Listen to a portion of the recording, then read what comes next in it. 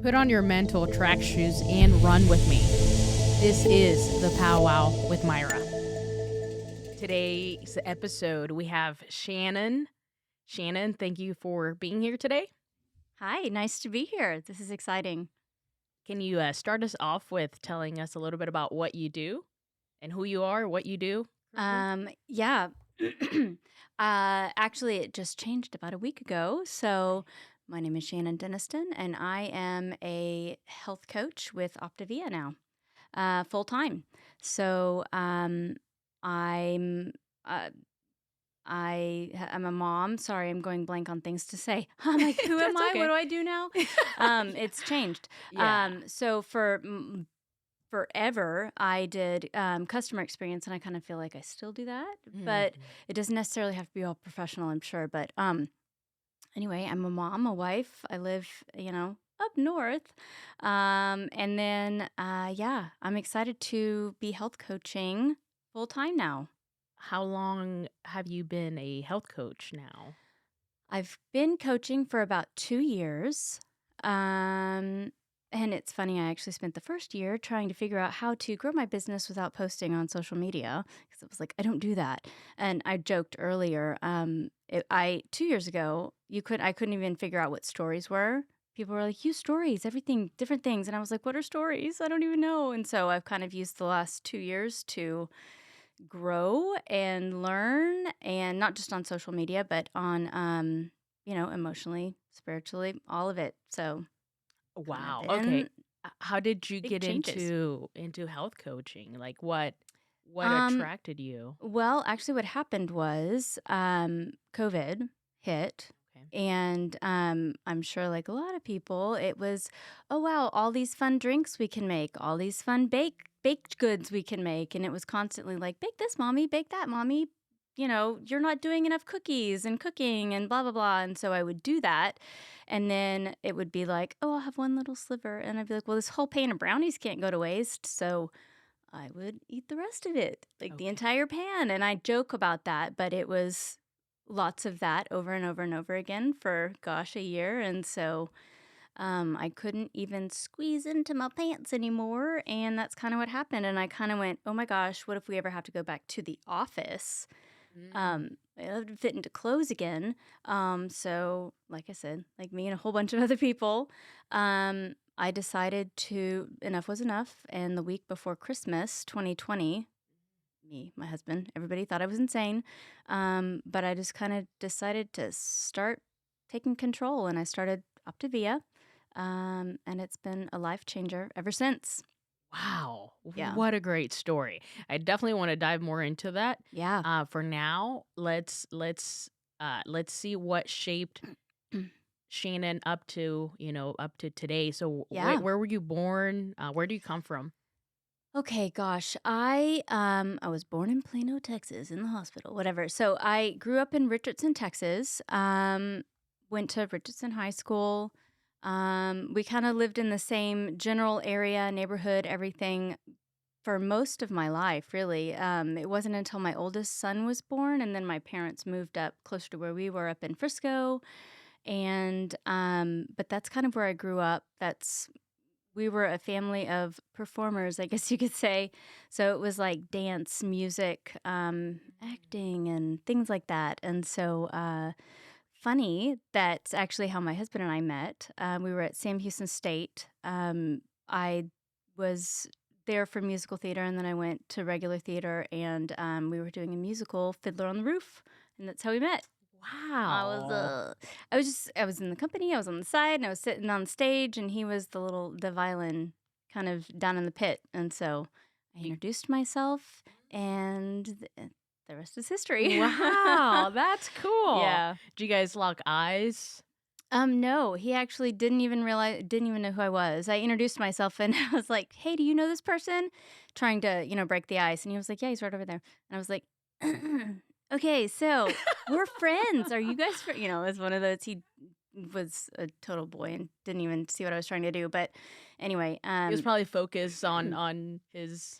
I have no idea. Yeah. And then it's a joke because then it's actually kind of funny because within that first little what I we went to the cast party, then, he actually sang at the Methodist church in Mm. town as well, and so he was telling me that, and I was like, "Oh, yeah, I go there all the time." I'd never been there, by the way, and I didn't realize when I was, "Oh, yeah, I go there all the time," and blah, blah, blah. I didn't realize that it was, like, there's 3 pews in the entire thing, in the entire, the main room, and so I didn't even, he would have known if I was there, obviously. So, and then we went, it's a funny story because, then I was the next day, I was like, "Yeah, we should go to this show. They're doing a show up at the theater, blah, blah, blah." And, it was the vagina monologues. And so, talk about breaking the ice. And so he was You like, broke it. "You didn't tell me about," and I was like, "Well, I didn't really, I wanted you to come with me to the show, whatever." And so, and then we went to like Burger Street or Burger King or something afterwards, and I spilled my milkshake all over his car, and I was trying to be nice and open the door for him and reach across and whatever. Anyway, so all these things kind of just like piled up on each other, and he was like, "Okay, this girl's for me," and so we just kind of went from there. That's Yeah, that's awesome. Okay, so yeah, you knew what you wanted right I away. guess so. Yep, yep, yep. That's cool. So, do you have any siblings? I do. I have a brother and I have a sister, both younger. We were all born within the same like 3.5 years. Mm. So we're all really close together. We kind of grew up and it was kind of all teachers and everybody at school. It was like, oh, you're Matt and Aaron's, sister or whatever. And so it was kind of, everybody knew who we were kind of as a group. Mm. And so, Okay. yeah. Very Yeah, cool. it was fun. Were they into like dancing and all these? Yep. Yep. Okay. Everybody did that. My sister was a music major. And my brother was a history major, but then now plays in a band, plays guitar, does things like that. And so, yeah, Can it's you kind of. sing? Can I Yeah, sing? what do you sing? Can you sing? Yes, I You can. can? Oh, Yeah, okay, that's I did cool. vocal competitions and things like that. But yeah, Wow, I didn't and know that that. was elementary school. I mean, not elementary, but junior high, high school, Yeah. and stuff like that. Cool. So if you and Yeah. I were friends in high school, who was Shannon? Like if you and I were buddies. Oh my gosh. So, a lot happened in high school. Mm. Actually, my sophomore year in high school, I was in a really bad car accident, and it was kind of I don't want to say defined who I was, but sort of shaped kind of my future, and I wouldn't change a thing. But it was kind of hard. Uh, just real quick recap: it was New Year's Eve at 97, 98, I think. And anyway, that doesn't matter. What kind of yeah, I mean, it kind of does. yeah, Okay. yeah, it's like the time, you know? Whatever. Okay, so I was a sophomore. I was 16 years old. And we were in a car accident. I was the only one in the car who was actually hurt, but the rear view mirror smacked lacerated my forehead. That's probably what saved my life because I had a traumatic brain injury, and nobody probably would have known that because what happened was, at least I've been told, I was obviously don't remember any of this, but my head lacerated kind of from the left to the right and broke the side window, and then this, and so that would have nobody would have known to call the ambulance or do anything like that. Anyway, and so I went to the hospital. My parents got, the worst phone call you can ever get as a parent that your child was in an accident, things are happening, whatever. Again, I don't remember any of this, but it was one of those. The doctor kind of came in and said, "We need to talk to you about like end of life procedures, things like that." And Mm. so I was in a coma for 12 days, I think. The right side of my body was paralyzed for that whole time. And so when I woke up, it was relearning how to, at 16, which was kind of hard, but relearn to walk, talk, ABCs, one, two, threes, you name it. And we kind of joke about it now, but it was like I'd see a picture of a butterfly and it'd be like house and things like that. And so just neurons weren't connecting, but it took a couple of years. And then I feel like that period of time, I already had sort of, I don't know if you call it perfectionist, but I was kind of like, I was already sort of like, I've got to work really hard to get anywhere I want to go. If Mm. put my mind to it, it's happening sort of thing. Um, Resilience. But that I feel like definitely taught me a lot. Um, and I kind of shaped my character, if you'd say. And so, yeah, kind of overcoming that and then just sort of dealing with things throughout the rest of your life. And then, yeah. So that was in your sophomore year. Did you have memory? Like, I mean, I guess it's a weird question, right? Like, could you remember I don't remember before the it. accident? Yes, You could, so I okay. could. So that was good. It was just kind of short-term memory, which was really, really. I think it was because I was so young and so healthy at the time because I did a lot of dance. I did a lot of like ballet and things like that, and so I was really, really healthy. That's kind of what the doctor said was that you were young, you were healthy, and that's kind of Why you why you recovered. bounce back so quickly. And when I say quickly, I mean a couple of years, but yeah, I How mean many do you remember about? Um, well, it was like lots of progress the first couple of years because it was, retraining your body how to like I still find like if I get tired, the right side of my face will sag a little bit or like when I'm talking, I'll be like, wow, it looks like the right side of my face is not even moving and things like that. And so Okay. I'm like, whatever. Some of that and like 10 years after it happened, I was like running around the house going, "Darren, I can move my eyebrow now," or whatever. It was like silly, stupid stuff, Okay. but it was like this.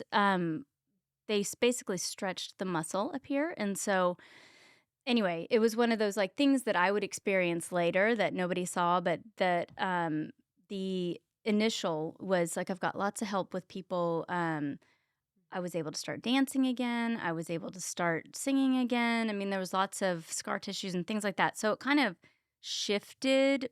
I mean, I was always like, oh, I'm going to be a, whatever it is, a triple threat, the singing, dancing, acting, all of it, blah, blah, blah. That was kind of my lifelong dream for a long time. And I sort of tried to hold on to that Mm. afterwards. And then I graduated even I got a bachelor's in theater or bachelor's in arts with focus in theater.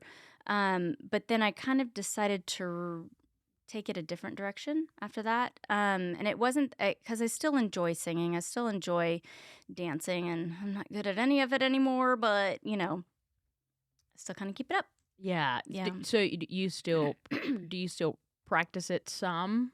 Like, So my husband is also musical, and so we're singing and doing so I mean, just walking around the house, there's always music oh, playing, okay. we're always singing, we're always doing things, even if it's just being stupid and, For fun. yeah, Yeah. yeah. Okay. Very cool. I love that. Yeah.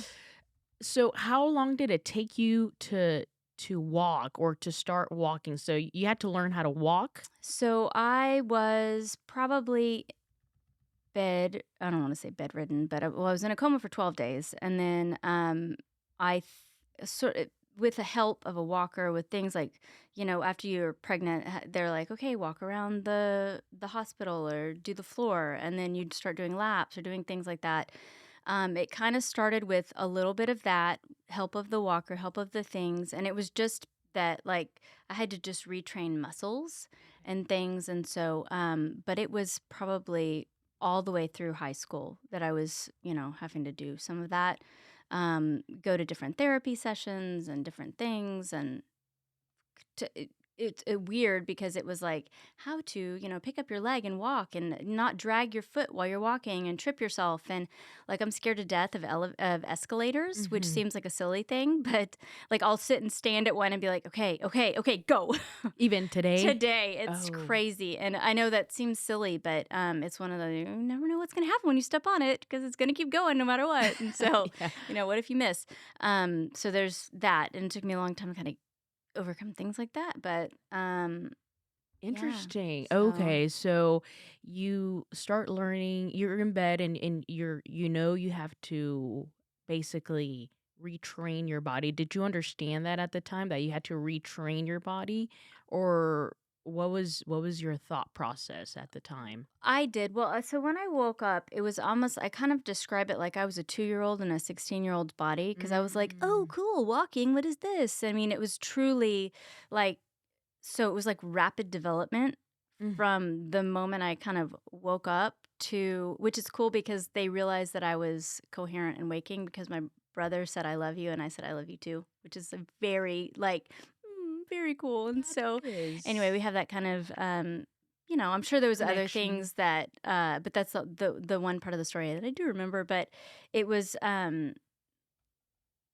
don't know. It was almost like when you're really little and you're learning things and you're like, this is so cool. Oh, cool. Now look at this. I can read. Look at this. I can say words. And I mean, I was still like, I had to relearn all of it. So when I say rapid development, it was like from the moment I woke up for the next 2 years, it was like constant. But after that, it kind of slowed down, but it was just sort of, then it kind of became like, I have to be the one doing this Mm. because my mom wasn't there, my parents weren't there, friends and things like everything wasn't there to sort of like keep it going.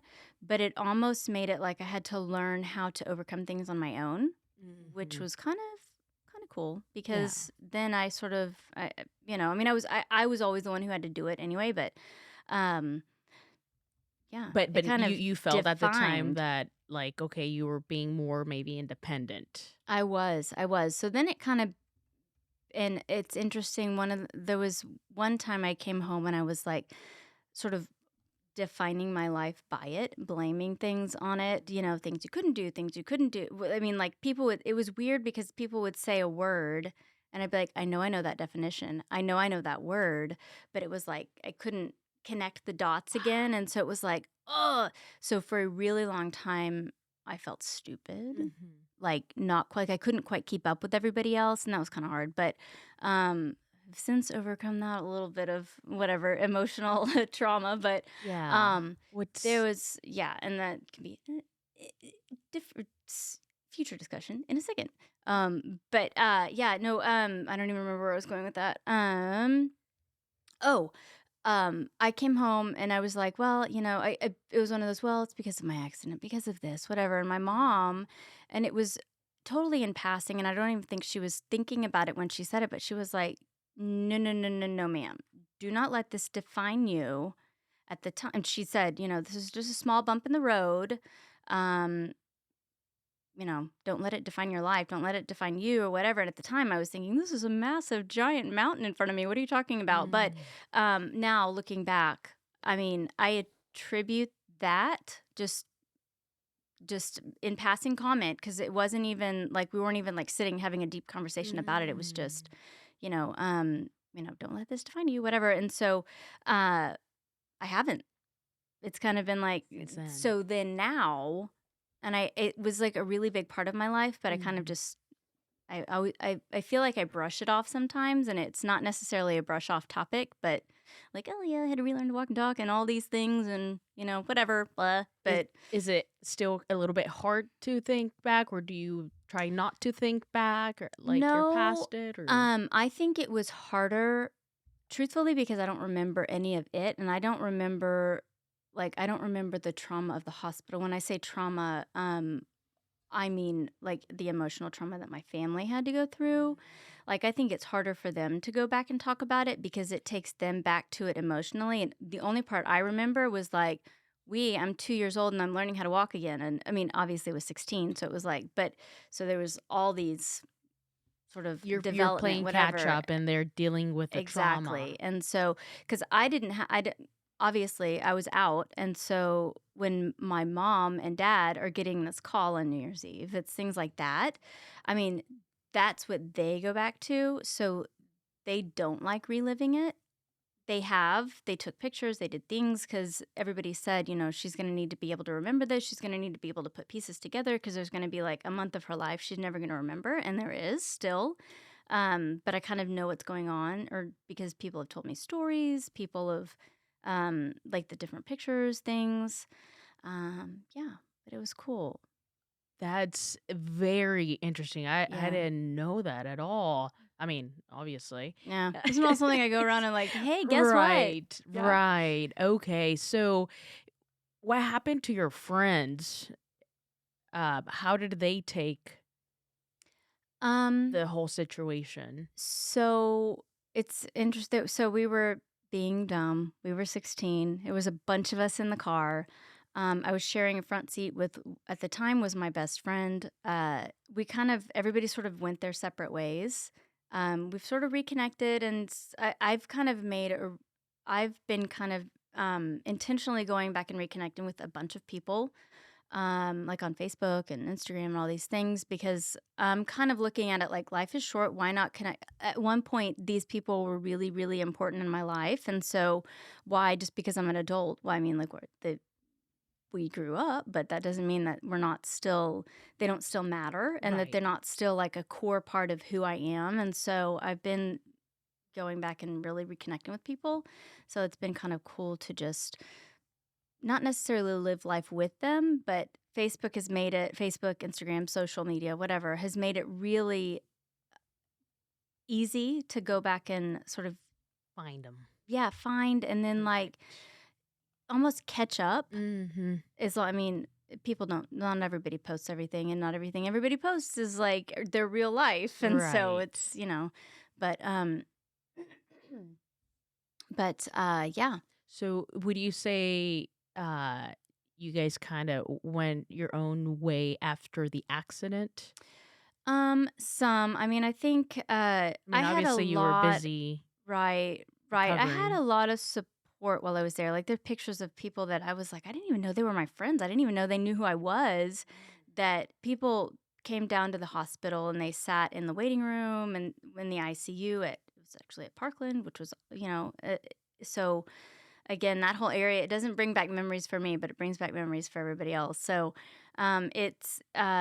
it was cool to kind of see all of that support, and it's prayer, support, all of it. It makes the difference. And I believe in prayer, I believe in all of that. And so and that has also become a huge part of my life. It was um and then it was just sort of, not to go all, religious or anything on it, but like for a while, like I would it was a huge, obviously, prayer, God, everything, angels intervened and kind of helped save that. So did science. So I think that there's kind of a mix of those those things. But I think I sort of, for a while, and I kind of, in college, things like that, it kind of becomes a check the box kind of thing. Like, yep, I went to church. Yes, I did this. But I have since started making it a huge, like a bigger part of my life. I was at a sermon one time, or service, and the pastor was talking, and he'd said,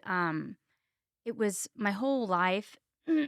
Sorry, not to go, I'm taking it in a No, different please. direction. Yeah, So, no. yeah. So, for a long time, it was just, read the Bible, check the box, all these things. But I started, it was Hope Fellowship in Frisco, before it kind of grew and has multiple campuses and all these things now. But Pastor John was talking about how, like, if this isn't right, this is not right. Mm. And it was like an aha moment for me. And I was like, oh my gosh, there's like, it's not just read the Bible, it's not just say the prayers, because I grew up Methodist. So it was kind of, very like, this is the prayer we memorized, these are the verses we memorized, things like that. And I feel like this is a non-denominational church, and I feel like that's the first time, while I appreciate the tradition and all those things from the Methodist Church 100%, do like learning things, just Gave you that a it different gave me a different perspective. perspective. Exactly. And so, I mean, now I don't feel like I do devotional in the morning. I've got to get my head right in the morning, and I feel off if I don't do it, and things like that. And so, um Have, so you grew up, sorry. it is this how you grew up? Like, are your parents also, were they very involved in church and um taking you guys? yes. Yeah. Okay. So we grew up in Richardson. We went to First United Methodist Church of Richardson, and so half the family still goes there. Um, excuse me, I'm sorry. Half the family still goes there, and then my brother's a does he's a fellowship pastor at a church up. Well, we don't even talk about where he lives, but it's no, I don't think it's Salina. It's one of them anyway. So he does that. Okay. We are really strong in the church, but yes, we grew up in the church. I think that was your question. Yeah. Yeah. Okay. So before this accident happened, what was the expectation from your parents to you and your siblings before this whole accident kind of reshaped everybody's world? Like, Expectations. expectations as in, school. So, like, were you guys expected to do have certain grades, or like what was expected from Passing. you? Okay. Well, yeah, so, it was we were very focused on the music lessons, voice Okay. lessons, dance lessons, things like that, and school was important, and it was important for us to go to college, things like that. I don't think like, they didn't focus it wasn't like obviously, it was like if you failed something, it was like, "Well, I guess you can't play that game or you can't do this, Okay. performance or do things like that." Um, but I think, it wasn't, like, the sole focus of things. Okay. Either that or I was really good at lying about it because I was one of those, "Yeah, mom, I don't have any homework. Yeah, mom, I don't know how that grade got so low," that kinda thing. And my grades weren't awful. I mean, I was decent in high school, but Okay. I was mediocre until about college. And so I didn't really learn how to write a paper and things like that. Another funny story is that my husband and at the time, his roommate read my paper, I think it was my freshman year of college. And they were like, "Oh my God, what are you writing? Like, what is this?" So anyway, they rewrote it. And it's funny because now I ended up going back for my master's in journalism. And then now I write. So, like, that was interesting. Yeah, okay. So going back to when you're recovering, because you're 16, you're a sophomore, so you still go through Yeah. your junior and your senior year. I know one if not the main focus was to kind of recover. Um what were your thoughts as far as like leaving? Like what were you did you know what you wanted to do like right after high school? So I thought I did. Um, because like my whole life it was I want to be a performer, I want to go do this, whatever. Right. So at the So time. that's kind of what I did. It was kind of like that's what I thought. Just that's what I was supposed to do. That's what I was gonna do before. That's what I'm gonna do now. Blah blah blah. Okay. And so nothing really changed with that. Okay. Um, it was just harder, but I didn't really know what I wanted to do with my life until I got out. And even then, it was like, take the quiz. Like, what do you want to do with the rest of your life? Here's the Okay. 27, master's programs that you could go to or degrees you could get that would, I don't know, let you be this or that or whatever. And so, yeah. So in your college years, did you find it that you had to work a little bit harder? Or were you kind of already recovered? um, Mostly. ooh, sorry. When I did, I mean, it was harder. It's always harder. Like, I hate reading, but I Mhm. love reading, which is weird. So, like, well, I love audio, like the Audible. Mhm. So that has helped. Excuse me, I'm so sorry. Was it harder for you to kind of get through college? Did you feel more pressure in comparison to, maybe what you saw at the time? Did you feel like you have to work harder at the time? I did just because the whole I know that word, but I can't connect it any like Oh, say there's so you're so still things okay like I don't like I don't have that now. But that was I went to at the college and it was time, only right? 3 years later, 4 years later. So it was like Right. just after. And so that it kind of it was hard. And but I kind of sort of pushed through it. But at the same time, grades weren't hugely important to me until my like sophomore, junior, senior year, probably junior and senior. It was like, oh, okay, now I'm gonna do this.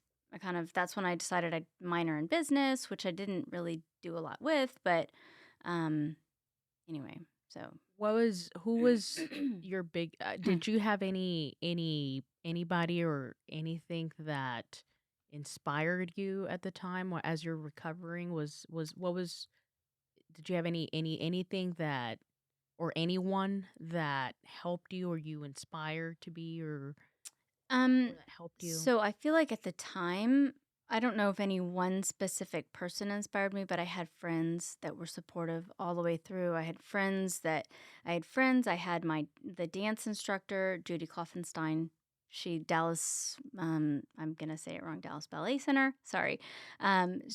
She was awesome. She was incredible. She was like, I was in my coma and she was, like moving my legs and doing things and kind of helping me sort of stay keeping the blood flow, things like that. Um, gosh, sorry. I think that the support of my friends, and I want to just say, like, the community around me, even if no matter how big or small it is such a huge part of sort of life. Because so obviously the lacerations, it you can't see it now, but at the time it was like bright red. And I went through several surgeries, so I spent most of my high school and college years with bright red lacerations across my face. And so another thing that made me um I did things like go to the movies with my friends, and people would be like, "Will you run into the door? It's not Halloween. Why are you marking your face or whatever?" And like random people that you don't even know. I'd be like, "I can't. Do you even know? Like, if you knew my story," and my friends would be like, "Okay, don't worry about it. They don't know what they're doing and things like that." But I think that kind of stuff made me stronger and more Mm. resilient to be like, you bring it," sort of Yeah. thing. And so, yeah, I love that attitude, yeah, because you're like, yeah, that perspective of giving you even just the motivation probably to recover yeah, even, faster. So, and the community, the support, I love that. yeah, I think it is very important, and everybody's energy kind of helps kind of mix in with your energy and kind of bring it yeah, up absolutely.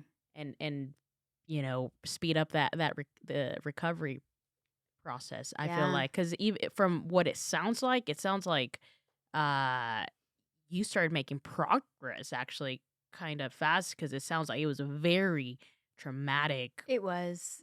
Yeah, uh accident. it was. It was very traumatic, but the kind of like I said, the recovery was there was parts of it that were rapid, and there was kind of like when people experience that, there's lots of attention on it right at first, and then but like that person, like when someone dies or when someone has that, like so there's lots of attention right in the beginning, Right. and then what we forget sometimes is that person still has to hold on to that, and they're still living with that for the rest of their life. Mm.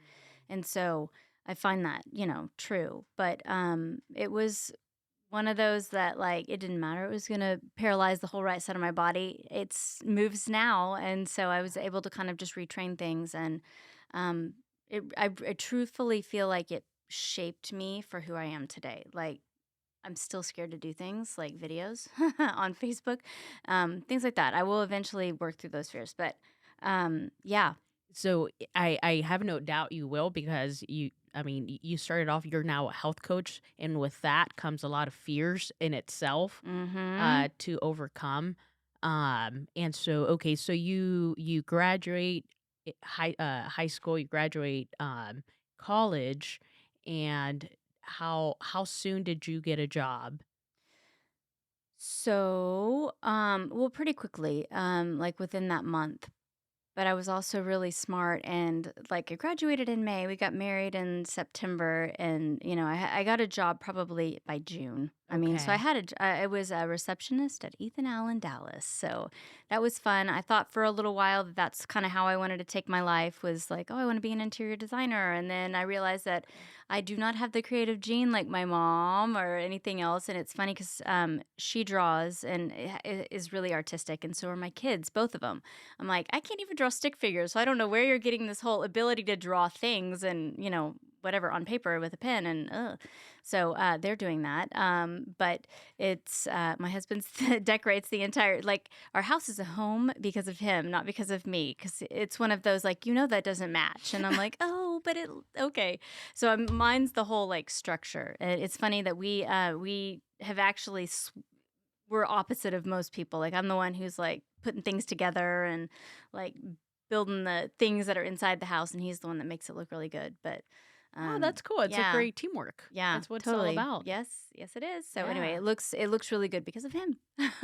I would The house. say the house, and same thing. We probably have that in common because the house here it's the nice decorations are because of Logan. I'll Yeah, make a suggestion. He's like, let's try it like this, and it looks so much better. He yeah, tweaks one I little know. thing, And I'm Yeah. like, "Oh, yeah, it looks great better," or Yeah, he yep, yep. changes it or, He's like, "There's the height difference," and I'm like, "The Yeah. who? I don't know, as long as it is not falling apart, that's all I care." So Yeah. It's so funny. He's actually much better at putting things nicer and making things yeah, look nicer than yeah, I am. That's yeah. interesting. My Yeah. husband has an obsession with pillows. What about yours? Pillows, Pillows. tech. Okay, Everything's just okay. it's like for him is well, tech and like the lighting. The Yeah, lighting has to be yes. there. We have lots of lamps, Yes, the and, like, lighting. there's a big lamp in the middle. Yeah. Just use that, and it's like, "No, but it's not soft, it's Yeah. not, warm," and I'm like, "Okay, Right. whatever." Things like that. Right, and yeah, that would be the thing with him, and things have to be, nice and, um, functional, Yes. functional. Mhm. So, Yeah. that's, and I love it because I he thinks about it and then he does it, and, I Yeah. love it and I enjoy it. Yeah, I So, enjoy it because I don't have to do it. yeah, Hey. yeah, I'm it's like, there's you decorate differently with the spring yeah. and the fall and the things, and I'm like, I don't know. I Right. don't know. That's funny. So, okay, so are you so you're in college when you meet or you see your husband? Yes, that's how we met. And, and how was that? What did you see in him that attracted you? Um, well, I didn't know really. He was musical. I Mhm. liked that. And then I thought he was cute. So I was like, hey, I need to introduce myself. And then it turned out that he was also very spiritual. He grew up with God in his life. And I found that important. And we have truly, like, that has been a huge part of our relationship is like God is in the center. Like, we've always gone to church, we've always made that part of our family, really. Yeah. Um, so And as you started, I guess, hanging out with him and getting to know him better, what other values or what was it about his character also that attracted you, or what did you see? So initially, it was because he's funny.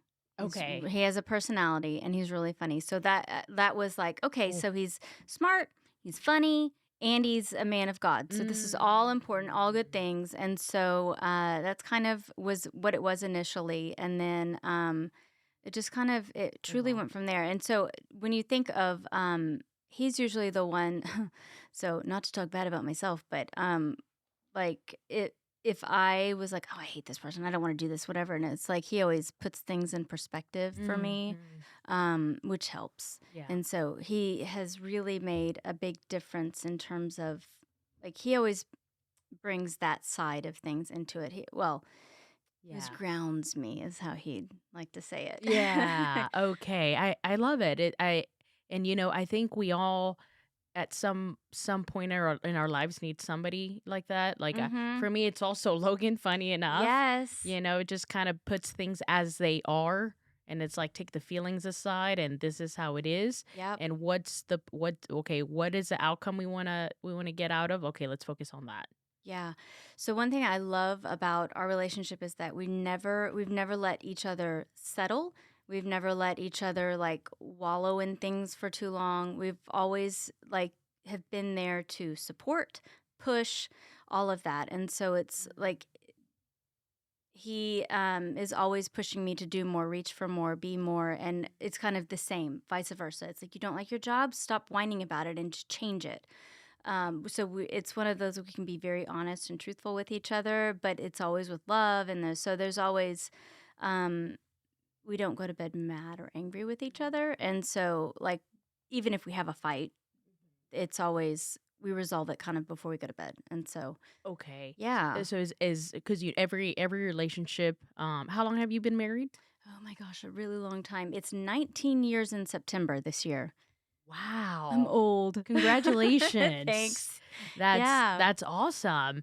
Um okay, so knowing that, I'm sure as we all know, being in a relationship brings in a lot of growth and changes and challenges. So with those, how did you and him learn how to deal with these challenges together? Was that I Like, think, because we've truly grown up together almost, and, like, when we were in college, but we were kids. I mhm. mean, and so it's kind of like, all of the growing pains, all those things, we kind of worked through all of that when we were young, Okay. and it was also we kind of made a commitment, obviously, when you get married, just, like, till death do us part and all those things, but we truly it was like we will work through it. And Mhm. so even when we have moments of like disagreement, things like that, we go through periods of like we're not afraid to say, you know what, I'm feeling really disconnected.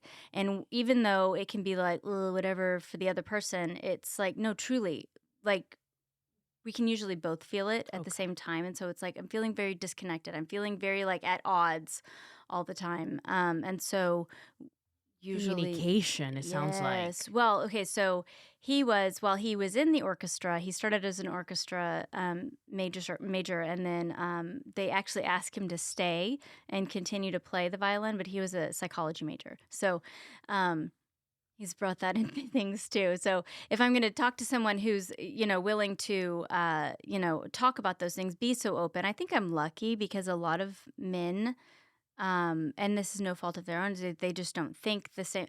We have very complicated minds as women, and we make things like stories. And that's part of what I've learned as a coach. And Mm. in the last 2 years, is that we make up these stories, we make up these, scenarios or things in your mind. And it's like, for example, I needed to order dinner or something the other night, and I was supposed to do it before I left. Well, things happened, whatever, and I had to get on the road before I got the order in.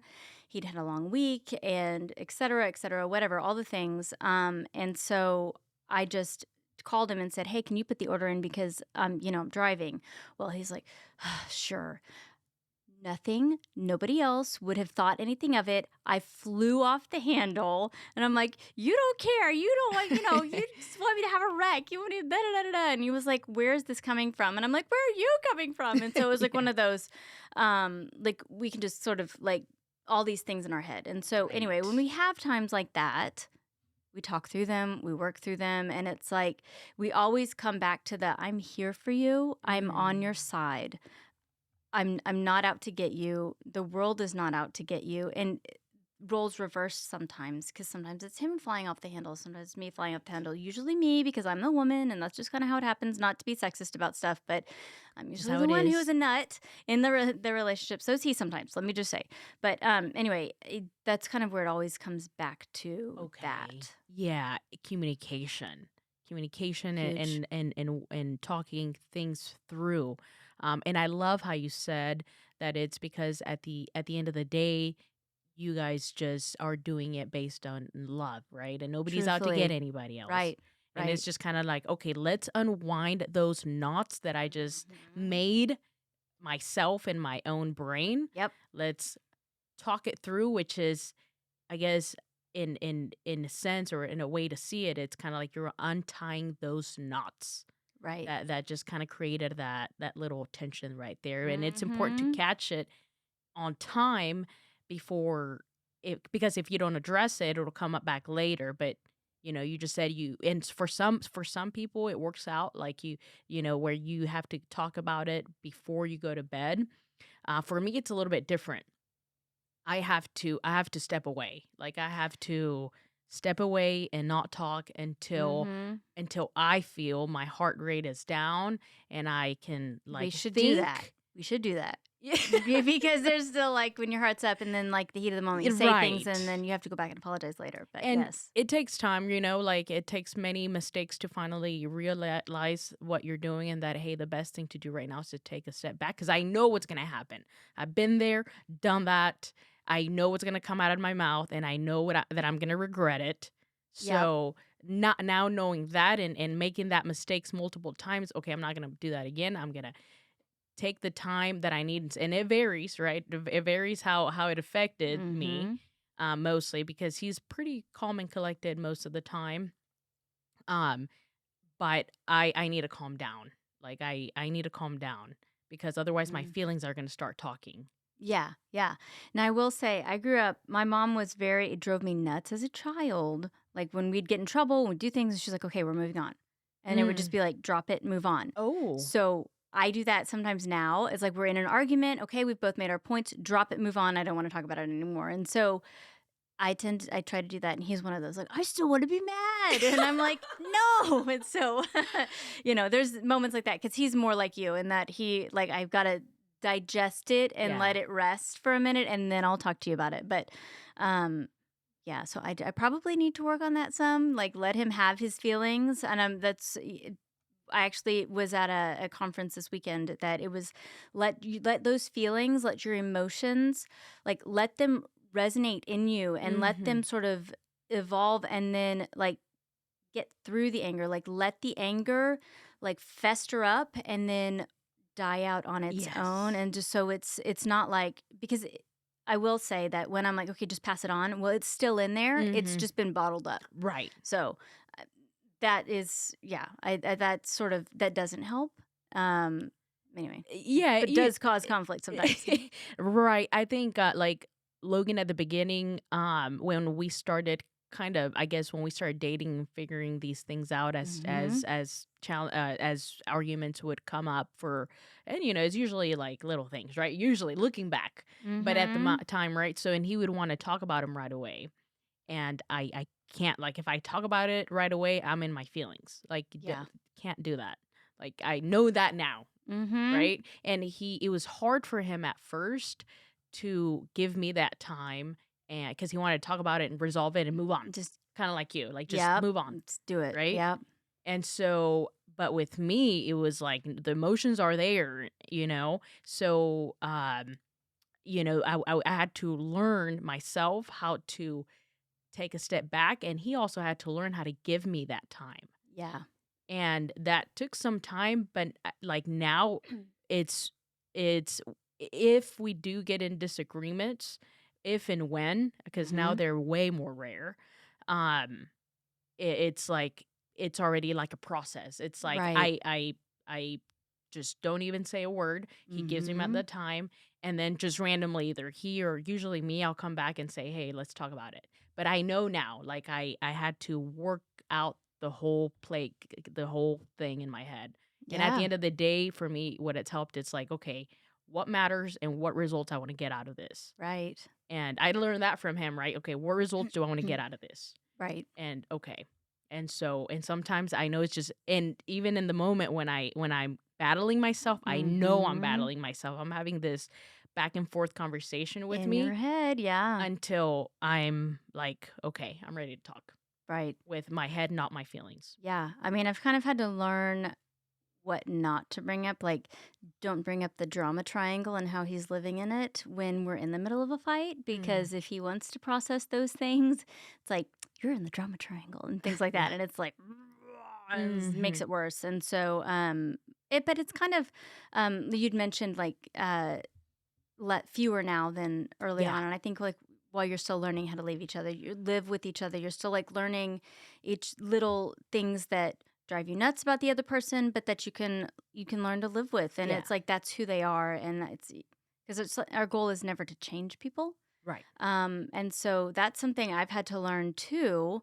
Is that the goal is never, you're not trying to change someone. Even if you think it's going to make them a better person, it's not like support them, meet them where they are and support them as they are. And if they want to change, support them in that change, but not, Yes. it's not your job to change them. They have to want to do it. Right. Exactly. Yeah. And I think at some point a lot of us go through that and that's that I think that us wanting sometimes having that feeling of like having wanting them to change whoever that person may be, right?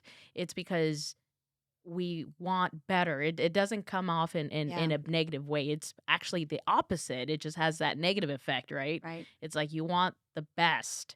But funny enough, it's like what you just mentioned, learning to let them be who they are Yeah. at the time, like that is actually like optimal. Yeah. It's above it all because then they do things willingly. Yeah. Yeah. And that's when you have the best results. And I found Yeah. that even with learning. Mm-hmm. You mentioned like even reading, right? So, as a child, I never really liked reading. Right. Me Um, neither. and now I'm like obsessed with it. Right.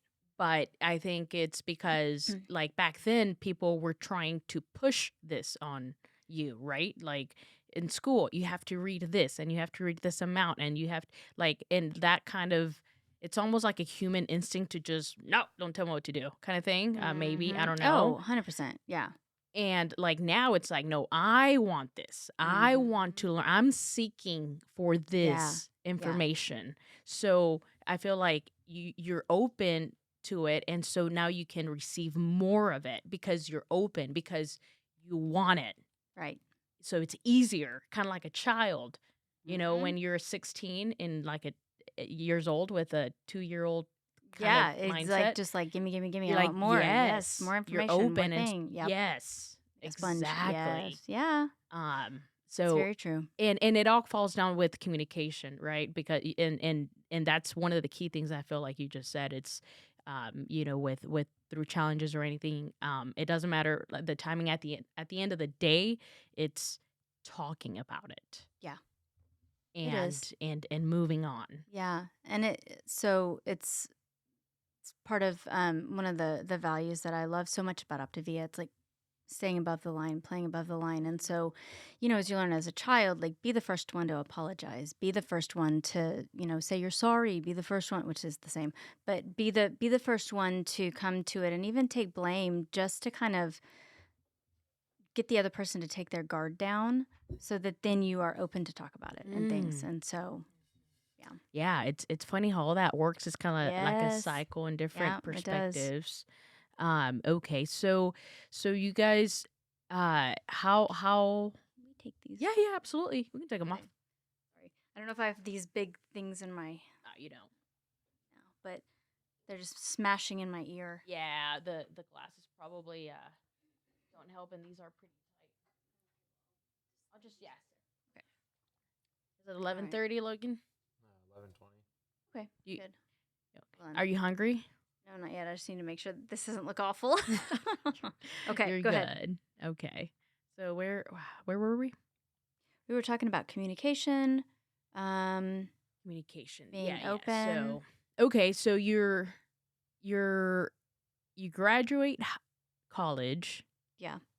and a few months later you marry your husband. How long did you guys date before? We actually dated. Well, we met my freshman year. So, gosh, 3.5 years. We were Okay. probably engaged for 3 of those 3.5 years because we kind of knew right off the bat that we wanted to kind of live the rest of our lives together. And so, we promised my dad that we would wait to get married until after we graduated because, I mean, God love my mom. They had kids. They got married before they graduated, so she had kids before she graduated, 3 kids and things like that. It's just things didn't allow her to finish her degree until later in life. So when we were growing up, it was, a working mom going to school, 3 kids. It was all of that. But she was having to work full time and go to school full time all together. And so, um, she was determined to get that degree, and she did. I'm so proud of that. And so, yeah, it was just we waited until we graduated, and then I probably went and got my master's within a year after I started my master's within a year after we graduated. So, I wanted to make sure I was done with that, done with school, not done with building my career because I didn't know where I wanted to go with it yet, but doing all of that before we started having kids. Okay. And then, yeah. There so when did your mindset to change careers change? Because when you were going into college, you kind of thought you were going to stay in the artsy Yeah, I world. did. And when did that change? So I feel like halfway, not even really, like I was enjoying doing that in college and doing the theater and I loved it. I feel like I was never really good at it. I mean, I don't know if it was just my parents always told me I was really good at it and things like that. And so it was kind of I did it, but I never excelled as Okay. much as and it was probably because I was living the dream that I used to have, like pre-accident and then all that. So um so that's what kind of why I went and got a minor in business, just to kind of do things, and then I got out and I truly had no idea. So it's like the world is your oyster when you graduate, and then so you're like, I don't know what I want to do, but I'm going to do something. And so I always had this. So from the accident, and maybe this is just was a mental thing, but it was like I always felt like, okay, there was a reason, like, and maybe like I said, I don't know if it was just something I told myself, whatever, but I always felt like there was a reason that I didn't die that night. Like I was kept for something. Mhm. God has a purpose for you. God, He sees your road, and you kind of. I even had this discussion with my youngest son last night. Was that we go through hard things, um, and God sort of does that on purpose. He puts those struggles, those trials in your in your path because he knows what's on the other side. And while you don't understand it here, there's a reason. There's always a reason. Like things that you think are like, this is definitely not supposed to be happening, they are. Um, because they help shape the next part of your journey. And so I have lost where we were talking. It was it was when was it that you decided to Oh, change? yes. So then I graduated. I did the whole like quiz, what you want to do with the rest of your life. And then I thought, okay, I want to be an interior designer. I want to do something creative. And then I decided maybe marketing, maybe not. And then I went and I said, okay, let's do journalism. I know how to write. Let's do something with it. I didn't even, I thought advertising is kind of what was interesting to me. And so when I started my journalism, the degree, it was to not to be a writer, not to go be a news journalist, in the hailstorms and then like telling people what's going on on the ground and things like that. As like that was never really my interest. It was kind of a focus on advertising, and then I sort of I went through. I got sorry, so sorry. It's okay. Okay, so I went through and I had several jobs that I ended up getting laid off. It was like one of those at the advertising agency. We lost a big client. You don't have a job anymore, things like that. And so after going through that a couple of times, I was like, okay, I have this degree. What should I do with it? And then I decided, okay, I got a master's in journalism and I know how to write. Why don't I just start writing? So then I wrote some articles for different magazines, local magazines, did different things like that, and started making it more communications related. And then that was about the time that probably a couple of years into that was about the time that we met at Monty. And then my focus was communications and writing. And then I was introduced to customer experience, which I kind of felt like is a little bit of what we were doing before. But there was this whole like research operations and like tying things together. It's like why this is happening, what about this experience could make it better, and all these different pieces working together that intrigued me. And I was like, this is such a cool profession. I want to know more about it. And so I tend to be one of those that like I see something and I'm like, I put my mind, like, that's what I want. I want to do this. And I'll put my mind to it. Like when I was writing and doing communications, I had no experience with that. I had nothing like that on my resume. And it was like, okay, what do I do? Do my research. How do I become that? What do I write? What do I like? How do I get from A to B? And so that was start writing for local magazines, start writing your own stuff, start doing things like that. And then I had that experience on my resume, and I could say that I was a writer and I was a published writer and that I was, doing things like that. And then it was working for organizations and saying, like, here's my portfolio, things like that. And so, um, then I was able to kind of, take that and run with it. And I did customer experience for a long time and actually have been able to parlay that into my coaching now. That's a kind of a huge part of like onboarding clients, onboarding coaches. Like, what do they need to, like, going back to where was I when I first started? What did I need to know?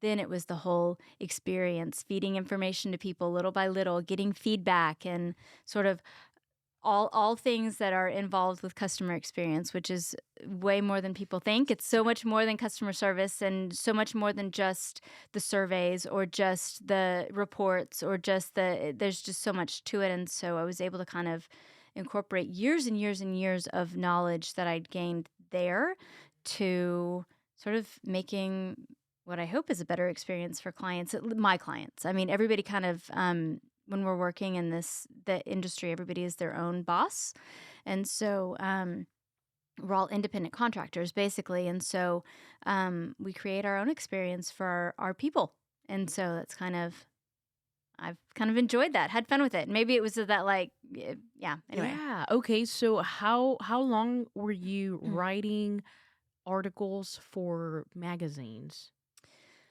I only did that for a couple of years because I felt like I had used my brain too much, and I love to write, but it was when you're doing for magazines, I'm more one to say how can I say all this in the fewest words possible. And with magazines, it was like you have 9,000 words you have to write and fill 17 pages of things and blah blah blah. And really, it's only like two, but 2 pages and like 1,200 words. That's usually average. But um, it was I felt like there was too many limitations on it, and I felt like it was harder to I felt like I was having to come up with fluffy words just to fill space, and it just started to not interest me as much, and I respect anybody out there. There's beautiful writers out there, tons of them, obviously, that do a much better job at it than I did, so, now I've kind of just been able to again, take what I've learned with that. And I feel like everything sort of happened for a reason. I did everything along the way for a reason. Um, One of the things actually is that most places that I ever worked, it was about stomping on people, crushing them on your way up the ladder to get to the top. And when I started my last job at the bank, it was the first place I'd ever worked where it was about teamwork. Like one of the things we had to do when we first started was read Patrick Lencioni's Team Player, I think is what it's called.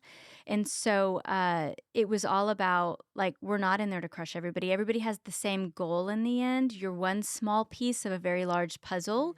How are we working together to reach that goal? And so um, it was also the first place that I'd ever been where we come up with these cool ideas in customer experience. It would be like, this would improve the experience by XYZ. And the way it was structured, um, at the time, the senior vice president was able to go, okay, boom, it's done, it's in. Like that's part of the process now. And so I was able to kind of see our work and see things that we'd come up with. Um, I don't know, it's not like this everywhere, but in many organizations, customer experience is kind of an uphill battle because you're coming up with all these ideas, but it's also we're pointing out sort of here's the struggles and pain points that people are having. Here's some ideas on how to fix them. Here's might be what's causing them. Um, but here's different ways we could improve the experience. And so we it's not always seen this if everybody's mind is not in the right place or in the same we're not thinking in the same way, kind of all of the things that we come up with could actually come across as like here's just extra work to put on your plate, here's another thing that you have to add to your to-do list. And so um like I It said, was more meaningful, you would say, yeah, because you were actually you're implementing things, implementing. yeah. Yes. Okay. And so I'm actually very interested, like as a journalist, what is a day look like for you? Because you have to write, so you have to kind of know what you're writing about, at least at some level. Yes. So what is your day, or maybe your week? What does that look like for a journalist? I have no clue. Well, so as an official journalist, I wouldn't know because I never actually did that part of it. Like I never did the whole I want to rise, be a news anchor or do things like that. And Right. so No. that's not the direction I went. But one thing I did enjoy about it was that you're always learning something new. There's Mhm. always something different so I'm big on like research and just finding things, digging until you find like the best way to explain something or tell a story or help people understand what you're trying to say, things like that. So I would often obviously talk to the people I was interviewing. I would ask a bunch of questions or do my own research but validate everything. And so Okay. I was always really big on trust but verify, which, drives people crazy now because I'm like, how do you know that? Who says that? Where did you find that information? And they're like, I don't know. It just helps on Facebook. And I'm like, yeah, but how do you know for sure? I need the Right. numbers. And so, Well, yeah. yeah, I think that's very important because nowadays we're so saturated with information Yep. that you don't You know, never know.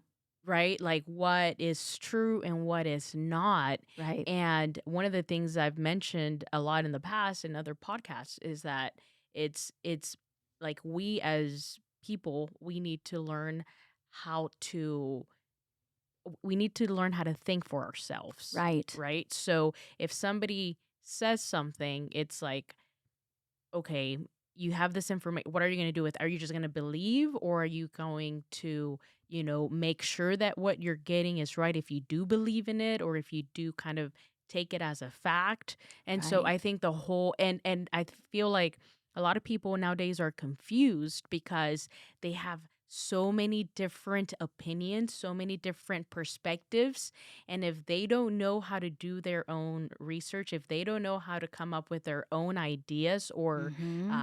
or their own summary of the Right. information, then that they get so confused. I like, for example, in real estate, like people don't know. Some people say, okay, well we're past the hump. Others like we're about to enter the big thing, and it's like who do you believe? It's like it's not who do you believe, it's what information are you gathering and what's Mm-hmm. your own uh, Right. analysis out of what the Right. information you're reading and who Right. you're getting it from, Yes, yes. I'm right? one that's like, I've always been, when you're doing research and things, it's like find five different places that are saying the same thing and, sort of Mm, like what are they all saying? And it's okay. like if you've got two opposing arguments, you need to find three more things to look at. And I over analyze and over research. I do have the case of analysis paralysis sometimes because I kind of get going and I'm like, but wait, but with that. And I don't know. Well, I like that because you're trying to get to the core. I know Right. sometimes it may seem maybe even a little bit like Over like the top, obsessive, I don't know. but I don't think so because I think at the end of the day it's like you're looking for something and Right. you're going to Yeah, look until you find that, not just and be validate it. complacent with Mhm. what you get and be lazy and not do the job or Correct. the extra Absolutely, miles, right? absolutely. Yep. So I love that actually, now sometimes I feel like I do relate a little bit with sometimes I feel like when I'm looking for things I may overthink or I'm like I'm just spending too much time here. What was it that I'm trying to get to again? But I am curious to know like how with your experience and gathering so many different facts and information, how do you make note of it? How do you structure it so that at the end of the day you come and you have your story? So like how do you keep your notes or how do You you mean like for like when when you're I'm doing writing a your story and things research? like that? Yeah.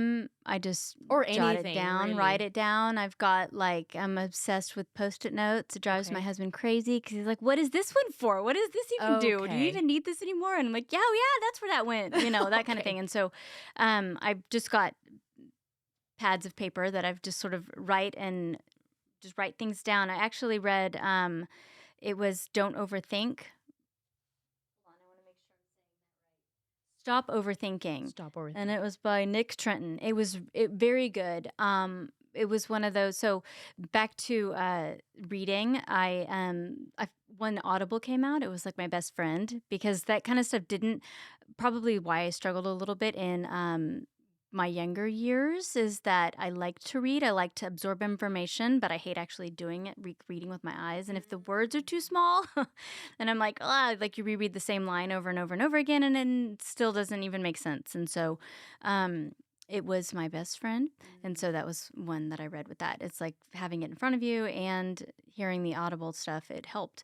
But it was writing things down, getting it out of your head and not letting it sort of marinate, and because if it's all up here, it almost overwhelms you, and then you feel like, what was I thinking about? I forgot where my thought even was, and so I have to write it down. I'm also have started to, like, if you think of something, if you can do it right then, do it, Mhm. because otherwise it starts to stack up in your head, and then you have to start making this list, and then you're like, what was that list again? Okay, it's 1, 2, 3. Okay, what was that list again? 1, 2, 3, 4, 7.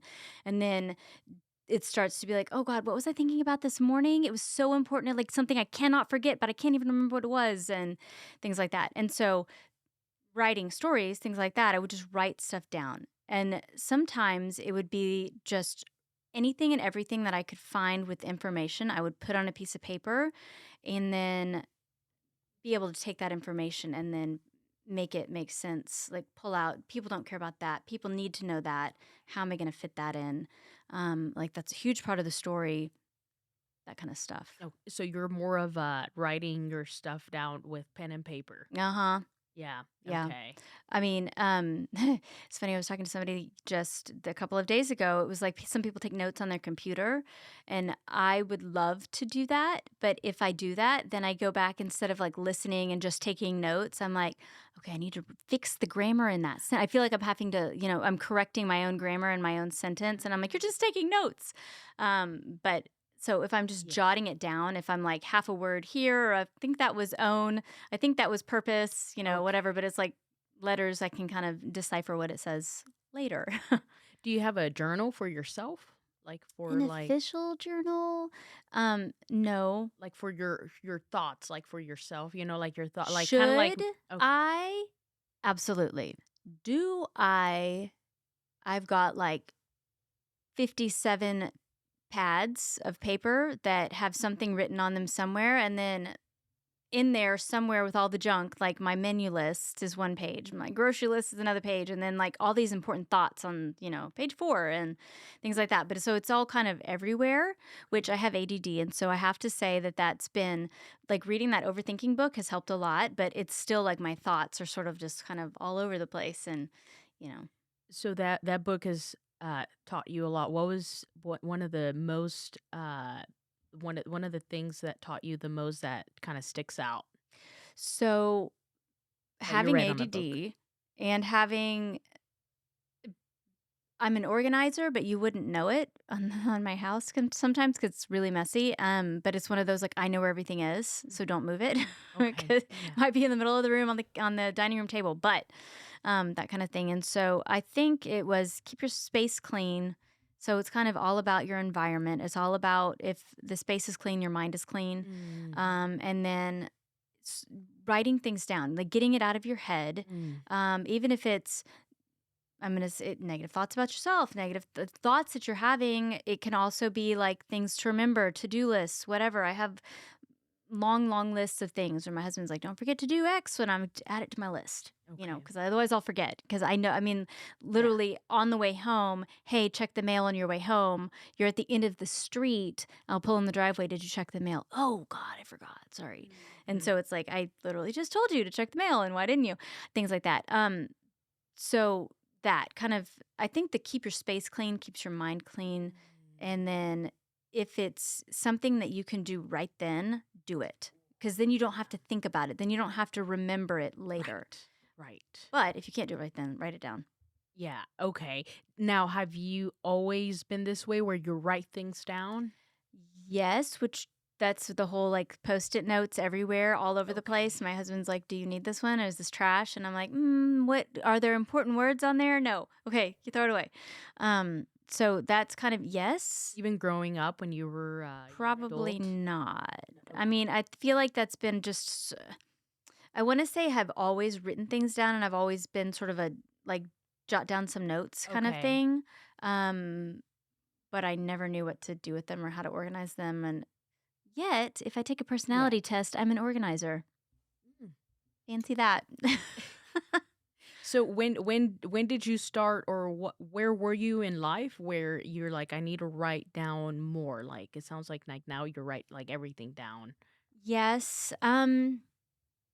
I probably well, so And I don't know if that has to do probably with high school because I feel like I grew up in a time where it wasn't all about computers. It wasn't, I mean, right. like we had computers, but it wasn't like there was one computer in the house and it Mhm. was the main old huge screen that we all had to type and it's like the printer type thing. And so um, I just kind of, I grew up having to write stuff down. But Did you see I your think parents do that? I'm Uh, sure I did. yeah, Yeah. Oh, okay. yeah. I mean, I remember my mom was like that. She scribbled things down all the time. There's always notes, always stuff written Okay. down, and so I'm sure I picked some of that up from. And then my dad was always a list maker, and so Okay. I That mean, makes sense. That makes truthfully, sense. to do even as a coach now, call people, post, like, live out loud, do things like that, but I'm Yeah. like, I need to have it on a list, and I need to write it down, and I need to it's one of those, like, write it on the list, even if you've already done it, just so you can mark it out. Makes Mhm. you feel more productive. Yeah. Yeah, so I definitely do that, and I think, yeah, it just Yeah, and helps you stay organized in your head. agreed. I'm really kind of digging in this topic with you because it is really important. I feel like I didn't really ever see that growing up, so I never Mhm. really did that.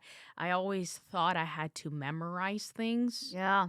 and just kind of and so Logan is actually he's a huge list maker, like especially in busy times and busy days. And Mhm. now I mean it's great. I feel like we couldn't do what we do now if it wasn't for writing things down, Yeah. but that wasn't always there for me.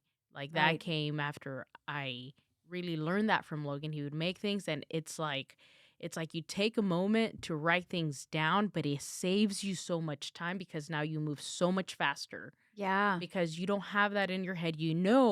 You already Trying to know you wrote it remember. down, right? So now Mhm. you can let go of trying to remember because now it's you wrote it down, right? Mhm. And so then when it's time to, okay, now let's get to work, boom, boom, boom, boom, boom. You already know what to Yeah. do. You don't have Yeah. to go back and rethink, okay, what was that I said that I had to do? Yeah, and it's interesting that you say that because part of like getting that out of your head, keeping your mind clear, keeping yourself organized is um all of that is a form of anxiety. Like that Mm. you like it makes you anxious in your head and I'd never even Mhm. really thought about that, but overthinking things is a form of anxiety. Yes. Cuz and I didn't know that until I read this book and it was like, "Oh my gosh, you're right." Because usually when you think of anxiety, you're like, I'm sitting in the back room panicking about something or, I lock all the doors, close all the windows, I'm scared and things like that. That has nothing to do with being anxious. I mean, it can be intrusive thoughts or whatever it is, but Right. all that stuff can be anxiety or being so overwhelmed with what's ahead of you that you don't even know where to start. That makes you anxious too. And so it's like getting it out of your head, sometimes making a list or writing down, a path or whatever, like here's what I'm supposed to do. People think I'm crazy, but I'm like, I can't even like start my day until I know what I have to do, sort of thing. It's like, Yeah. and again, it's basic things like don't forget to wish people happy birthday. And it's like that's a not something you should have to write down, but it's like if it's not on my list, I'm You probably not going to do. remember it. Right. Yeah. No, you kind of have to because I there's I think there's a study. We have about 60 to 80,000 thoughts a day, Oh yeah. and most of those thoughts are the same thoughts, Mhm. just Yeah. repeating themselves in a Yeah. daily basis, So that you try right? not to forget them. Yeah. So when you write these things down and you work through these, or even writing down your goals, you're essentially putting new thoughts. So you're replacing your old thoughts with new Yeah. thoughts. Yeah. And So it like so lets your mind sort of grow, grow and expand and yes. expand. Yep. Exactly. Yes. Yes, totally. Otherwise, you'll be rethinking the same thing over and over again. And that was actually very eye opening to me. Mhm. And again, this is all coming with like me kind of learning or knowing that there's a benefit in writing these things down. And not because somebody told me, it's because I'm experiencing it with Logan, right? I'm seeing that firsthand. Mhm. and how, it's almost like, okay, there's a huge list. Take a moment, write it down, and then when you get to work, it's just boom, boom, boom Yeah. because you've already taken the time to think about it. And it's kind of, and that's with to-do lists, right? And Yeah. it translates even kind of similarly to goals, right? Because you write down your goals Mhm. and then, okay, what are the steps? And you break it Yep. down all Work the way backwards. down to where Yep. you're at, to your level, right? Because everybody's level is going to be different. Okay, what is my next step? Literally like a step in a Yeah. stairway, right? Yeah. Like what's the one next step? And then knowing that now makes it easier. You already made the plan. Now you don't have to keep rethinking the whole thing over Right. and over and over because it's in your head. No, now you know exactly what the next step is Mhm. because you've already done that.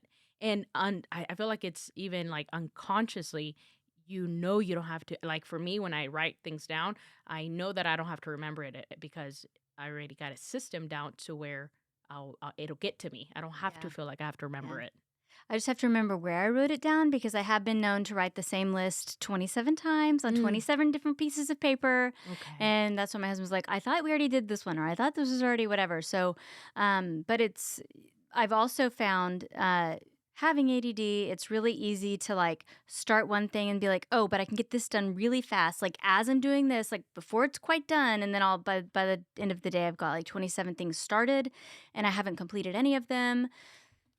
Yeah. So lately, by lately, I mean like in the last couple of days slash week, I've been making it a point to on my list, like, okay, I started, with before I cut the flowers or do things like that mm, for the kitchen, I'm going to finish putting the dishes away and then go to this and then go to, seems like silly stuff, but like it's very easy not to complete a task and then have nothing done by the end of the day. But, being aware of that, that's why writing these things down, and if you Hmm. get to it by the end of the day and you're like, "Oh, this is what I did with my day," that's a huge win because you know how your day went. And speaking of wins, writing things down and like letting things like, hey, I made the bed this morning. I never make my bed, but I did today. Let that Mhm. be a win. And Yeah. I have learned um, over the last 2 years, like everything can be a win. I read The Gap and the Gain a couple of months ago, and it was so good because it's there's wins everywhere. Mm. And if you're looking at something like weight loss, for instance. It's like, okay, I have 30 pounds to go. I've only lost, by the way, I was a very slow loser. So, like, 0.02 was the most I would ever lose in a single day, which made it really, really Challenging. challenging to get excited about. But it was like, Mhm. okay, just stick with it, keep consistency, Stick things with like it. that. But it was like, after the fact, I went back and there's a lot of mental work that takes place because losing the weight, it's like, eat the right foods, do the things, the movement, the sleep, the water, all of those things combined help you lose the weight. But then the mental work is kind of to keep it going and to all of that. So, where I was going with the gap and gain is that a way to look at that is that, oh, I've only lost 2 pounds. I've only, oh, no, no, no. It's not even, it's that, oh, I still have 27 pounds to go. Mm. Ugh, I'm not doing well at all. I still have this many this, or I haven't done what I have not accomplished yet. If I shift it and look at it more like, yeah, but guess what I have done? I've lost 3 pounds. Like, when's the last time I lost 3 pounds in, 4 days or whatever? And that's everybody's different. So everybody Right. loses at a different rate, whatever, things like that. But, if I look at it like that, then it's like, yeah, okay. Yeah. Yeah, the taking everything for a win, Yes. basically. Yeah. Um, Everything shifting that shift the script, or what is it? Change the script. Change the script. Yeah. Yes, yes. So, let's take a quick break and we're back. All right. So where were we? We were talking about um notes, taking Yes. notes. Writing things down, helping you not be anxious, Yes. Oh, yes. overthinking, things like that. And that you learned from which book was that? Stop Overthinking was by Nick Trenton. I have to write things down. Yeah. Otherwise, yeah. Yeah, makes I'll be like, sense. that book and Oh, I by would that person. right, yeah, I was Yeah. saying how like, to me, I find that very important now, especially from, like, thinking about my life pre-taking notes Mhm. to learning to take note or looking not really learning, it's more so seeing the importance of taking notes and, like, how fast I can move with pre-notes versus, like, taking notes. It's been a, like, life-changing for me. Mhm. And, it's funny because even when I suggest it to people, you talk about anxiety, and I didn't even know that, right? Or I didn't really hear that, but it Well, makes you don't 100%. even think to put them together.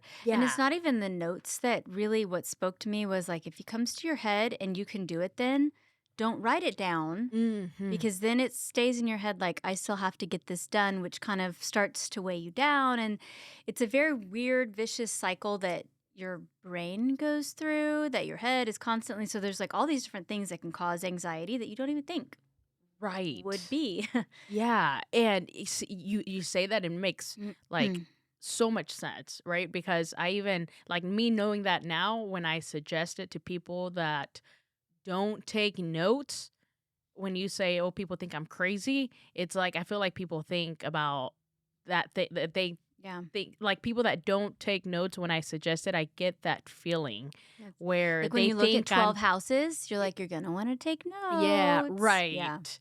In anything, right? In Mhm. life. And so it's I'm so glad that you bring that up, and that's why I was kind of digging into, like, where did that where did you learn that? How and but for you, it makes a lot of sense. You've seen that since you kind of grew up because your parents were note takers. So, Probably not to the extreme that I am, but it but you picked it up from still one and I there. yeah, who Right. knows? Yeah. Yeah. So and that's awesome. So you write things down in separate locations. Is there have you thought about a way to organize your thoughts somewhere where you can, like, have consistently see them in the same place? Have you thought about Yeah. that? Well, yeah, I mean, yes. So that's where I joke that like personality test says I'm an organizer, but you wouldn't know it Yeah. because I'm like all over the place with things. Yes, I've started kind of keeping my head being all over the place. It was like, let me keep a calendar on my computer, let me keep it on my phone, let me keep it in paper and things like that. But I actually have kind of gone old school because this is what made me most successful in college and kind of keeping my head straight.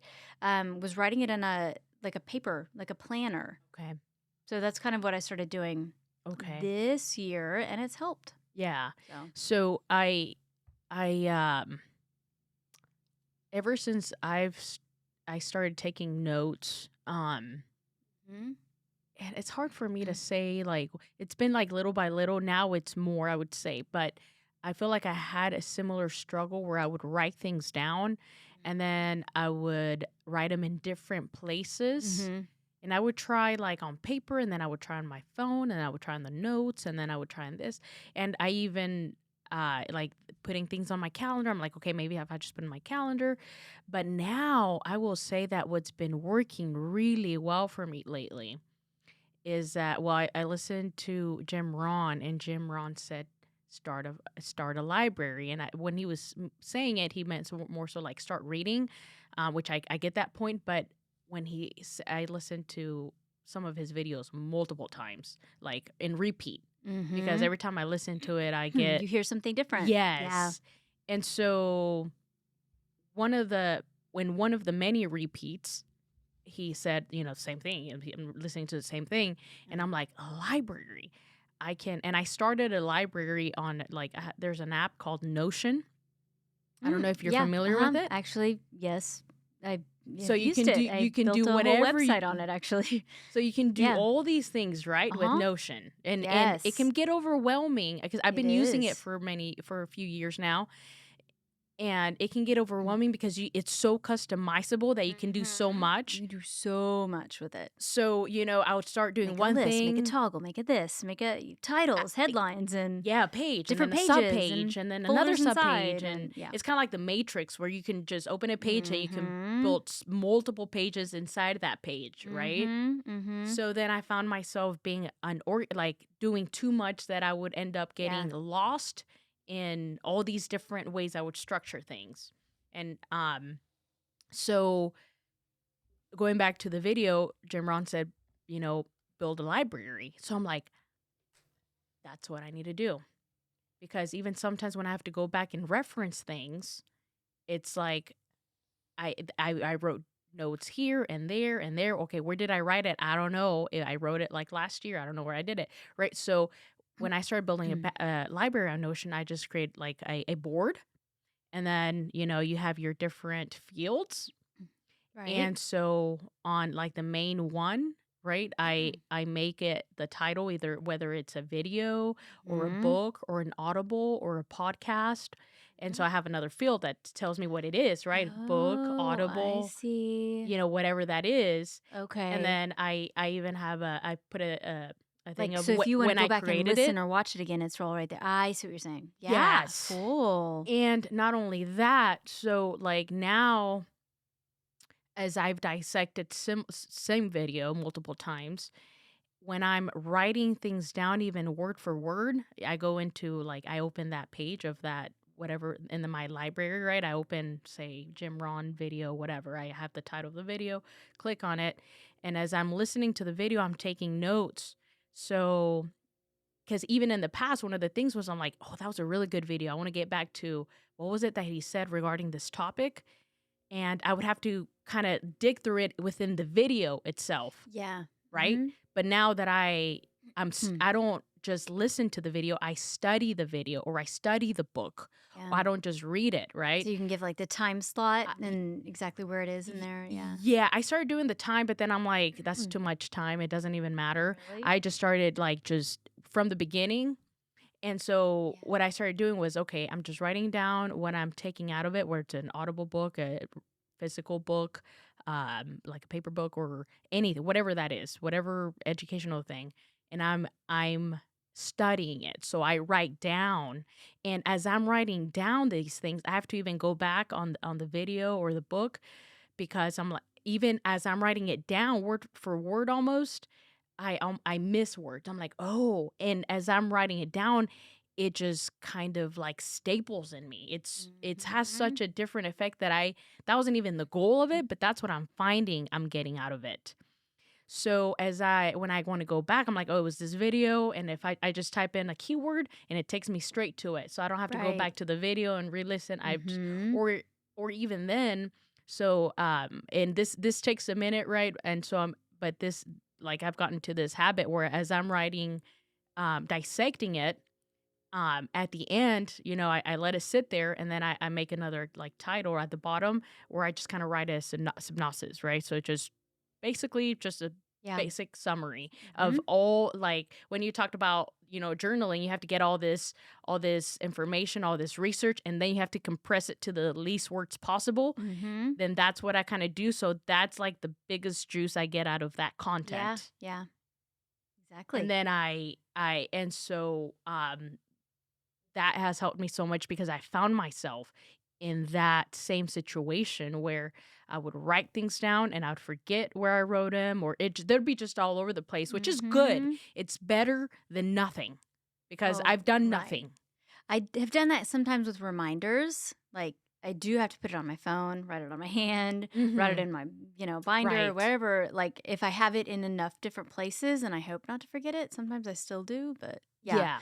I like the library idea though, especially because I do listen to podcasts all the time, watch Mhm. videos all the time, want to make notes of things Yes. all the time. Yes. So I feel like that's a really good idea. Yes, you I just build need to your write own that down. library, right? So and Hmm. you customize it exactly how you Yep. want to make it. Yep. So when did you create time? And even like I have a slot where it shows, it's like last edited time. So if I want to know what was it what that I was doing last, I just filter it by last Yeah. edited, right? Yeah. And it's all there. That's very cool.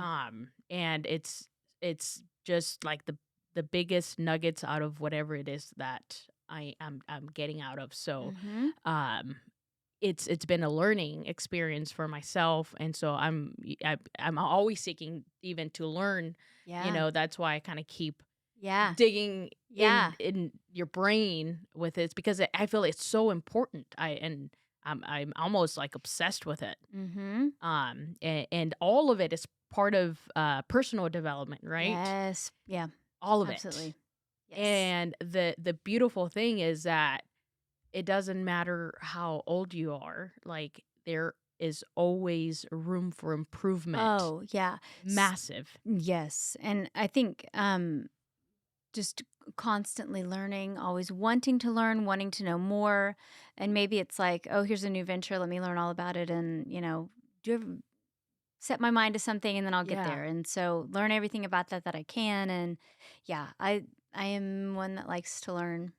Just listen, listen, listen to, that's why I love Audible because I can be driving and then like listening to an entire book and things like that. So Yeah. Yeah, it helps. exactly. Exactly. So, okay, so you start journaling and then you kind of you build your portfolio and then you get hired by was it Monotronics you said next that helped you? Um, I was first it was Globe Life, and then it was Oh, Globe Life. Monotronics, and then it was Ambit Energy, and then like I don't know if all those things don't matter, but then there was Texas Capital Bank, and then just kind of different places that I've worked along the way.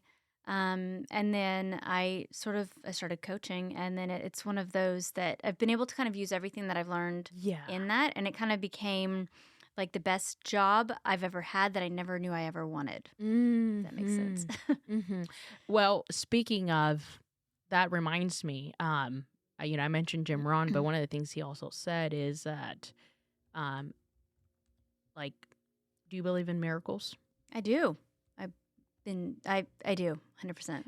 I mean, Obviously, honestly, I you don't you're not almost a one, miracle but yourself. yeah, Yeah. yeah. Okay. So Jim Rohn says, that sometimes sometimes we try to understand how miracles work, Mhm. or but at the end of the day we really don't know how they work, right? And we don't. And so that's why it's called miracle, right? Because Mhm. they it just happens. And it's like, how did that happen? I don't It just Right. happened, right? So Touch of God. yeah, Yeah. right. So when he said this, it just kind of blew my mind. And he said, so miracles, it's like planting a seed. Yeah. All you got to do is plant the seed, and God will take care of the soil, Everything, the sunshine, rest, water. rain, Mhm. everything, right? So he says, just plant the seed, meaning just do, right? Just do. And the miracle will come. The tree will grow. Yeah. So God doesn't say, hey, Shannon, build a tree. Yeah. He says, Right. plant the Here's the small seed. little steps to get. Yeah, just plant Yeah. the seed. I'll take care of That's everything why he else. doesn't show you what's down here on the other side. Right. The whole going back to, the struggles you're living or that the troubles you're going through now, trials, tribulations, all these things, you don't know what's on the other side Right. because you might not be ready to Yeah. even see or understand or Maybe you comprehend any haven't of planted that. the seeds. Yeah, that's true too. Or not the right seeds. Maybe you planted a an apple tree, but now you're looking for potatoes, and potatoes are grown on the Mhm. ground, not Yeah. on a tree. You're looking up, looking for potatoes, but you didn't Yeah. know you planted a tree, Right. an apple tree, Right. Right. right? Yeah, and I think so the last year or so I've really learned to lean into and trust God. Mm. It's not what I want. I mean it is. I mean obviously It's a we mixture, it's sort of all these things that's like if God puts something in your path, pray about it because uh, we think we know, but we don't really know what we need or what we want. What we think I've learned to I'm supposed to stay here. I'm supposed to do this. Most of the time you go and you try to change things about your situation, change things about, get a new job. But it's like if God's using where you are now to shape you to where you're supposed to be. And I know I keep kind of using that reference, but um, I've really learned how to lean in and say, okay, I don't know where you're going with this, but I'm going to trust it. Mm. And, things kind of, they happen the way they should, the order they should, as they should. How when you pray, what does that look like? Like, Nonsense sometimes because I don't. So I'm really, and maybe this is just a personal sort of. I have a, what am I trying to say? Insecurity. It always, because I hate being the one to have to pray out loud, things like that. But it's like, okay, God, just kind of talk to him, and he knows kind of. It doesn't have to make sense because he knows what you're thinking. He knows what's going on. He already knows. He knows the 6 steps ahead, 20 steps ahead of where you are now, why it's happening. Um, it's just you kind of making sense of it in your own head. But when I pray, it's just talking to him. It's like, is this what I'm supposed to do? Is this really where I'm supposed to go? This is how I'm understanding it. I'm constantly saying, give me a sign if I'm misunderstanding, if I'm not, if it's not where I'm supposed to be, show me, tell me, whatever. And then, so do you think things like do you think your path is already kind of written in a way? Do you like in when things his eyes, in his eye? yes, Yeah. but we don't know where it's going to go. And we can't see the future. I Mm. mean, if we could, things would be different because we would do things differently. We would do things however we think they should happen. Like, oh, I won't get there unless I do XYZ. And he has a very different path for you to get there. It's like, no, for you to gain the knowledge you need to get here, you need to go through all these struggles and trials and things like that. And so it's like, I'm 100% think things happen for a reason. My accident shaped who I am today. Um, is it the way I probably would have liked things to go? No. I mean, I had to relearn a bunch of stuff, but it kind of shaped who I am today. And it also has made me one, like, I never give up. Like, it was It was funny because anytime I say I want to do something, my husband's like, well, I think you've already put your mind to it, so I'm certainly not gonna stand in your way because I know you're gonna go and, like, you're gonna make it happen, and so, it's one of those I like to put my mind to things, and then no matter how long it takes, I will get there. Sometimes that's to my detriment because I will go and go and go until I do get there, even if it's, like, makes life really hard. Yeah. But, I get there. Well, doing things is not easy. That's why some do more than others. And it's because it takes work, Oh, it 100%, takes yep. sacrifices, and it's not easy. Otherwise, if it was, everybody would be We're doing doing everything, it, right? yep, yep. So, but I had a couple thoughts, but one of the thoughts I had earlier, and I didn't get back to, you mentioned a pathway, a struggle, right? So it takes there's a path that you kind of have to go through. And earlier you mentioned you've learned to take every situation as a win, and like no Easier matter. said than done. Yes, right. So when I listened to a similar message, maybe a little bit different, but it was every situation it's a win-win, Yeah. every single situation, because if you planned to do something and you got the outcome you wanted, that's a win, right? You Mhm. planned something, you got what you wanted. If you plan something or you expect something or whatever it is and you don't get the outcome that you expected, Right. that's a win, because but that's up to you Even if only. it's a failure, it's a learning opportunity. Yes, well, Yeah. exactly. It's because if you didn't get the results you wanted, it's because you missed something. So you can focus on the fact that you didn't get it on the first try. I'm not even going to put a label there, but um or you can say, why didn't I get that outcome? Exactly. That was what I was going to say was like you go back and you say, "Okay, what did I do wrong? What can I do differently And to?" that's the jewel. Yeah. That's the diamond in the Mhm. roughness being built right there, because uh you obviously, if you would have known that, you probably would have gotten a different result. Mhm. But obviously this experience showed you in the darkness, you saw the light, you saw that this is what I missed. Right. So if you focus Mm. on the egoistic side of I didn't get what I wanted and Mhm. now I'm upset, now I'm in my feelings, now I feel like I'm a I get all in failure. my head. Yeah, and it Yeah. happens to I think most of us, Everyone. everyone, I would say, but it helps when you understand. See, when I understood that this was just part of the process, or Yeah. when I started understanding that, okay, if I'm gonna focus that I'm a failure or that I didn't get what I wanted because I'm not good enough, that's the outcome that I'm gonna get. Yeah, And that's gonna absolutely. take me somewhere. That's just gonna take me to all these other roads of I'm not good enough. And that's a road in itself, and it's, do I wanna Mhm. go to that? Do I wanna walk that road, or do I wanna take a different path, which is take what it is that I missed, which is take that lesson? That's a win, because now you know better. Because of this Mhm. experience, you are no very tiny part of you died. Now you're essentially kind of reborn. Yeah, and I like to look at it like when I say, like everything happens for a reason, or like that's all part of the plan, your Mhm. path, Mhm. um, is that not that he intended for you to fail, but he knew that like you failed because this is the lesson he needed you to learn from it. So when you look at everything like a win, it's like, okay, what did I learn from this? Mm. Any failure, anything that we've done, you need to say, what can I get from this? What did I gain from this? What did I learn from this? What I learned I've from only, this, right. what have I done so far to lose X number of pounds? What have I done so far to reach X goal kind of thing?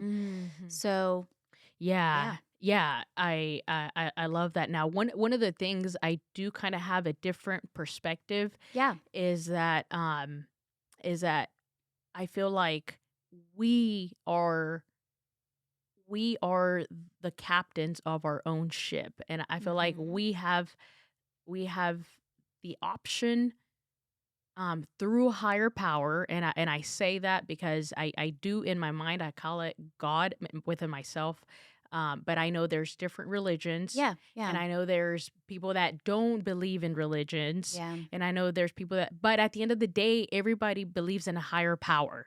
Mhm. Like Yeah. we're not here just, we're not gods, right? Right. So there's definitely a higher power, and I feel like we like that we are part of the higher power. Like, Mhm. and we are all connected. As long as we're breathing, we're all connected.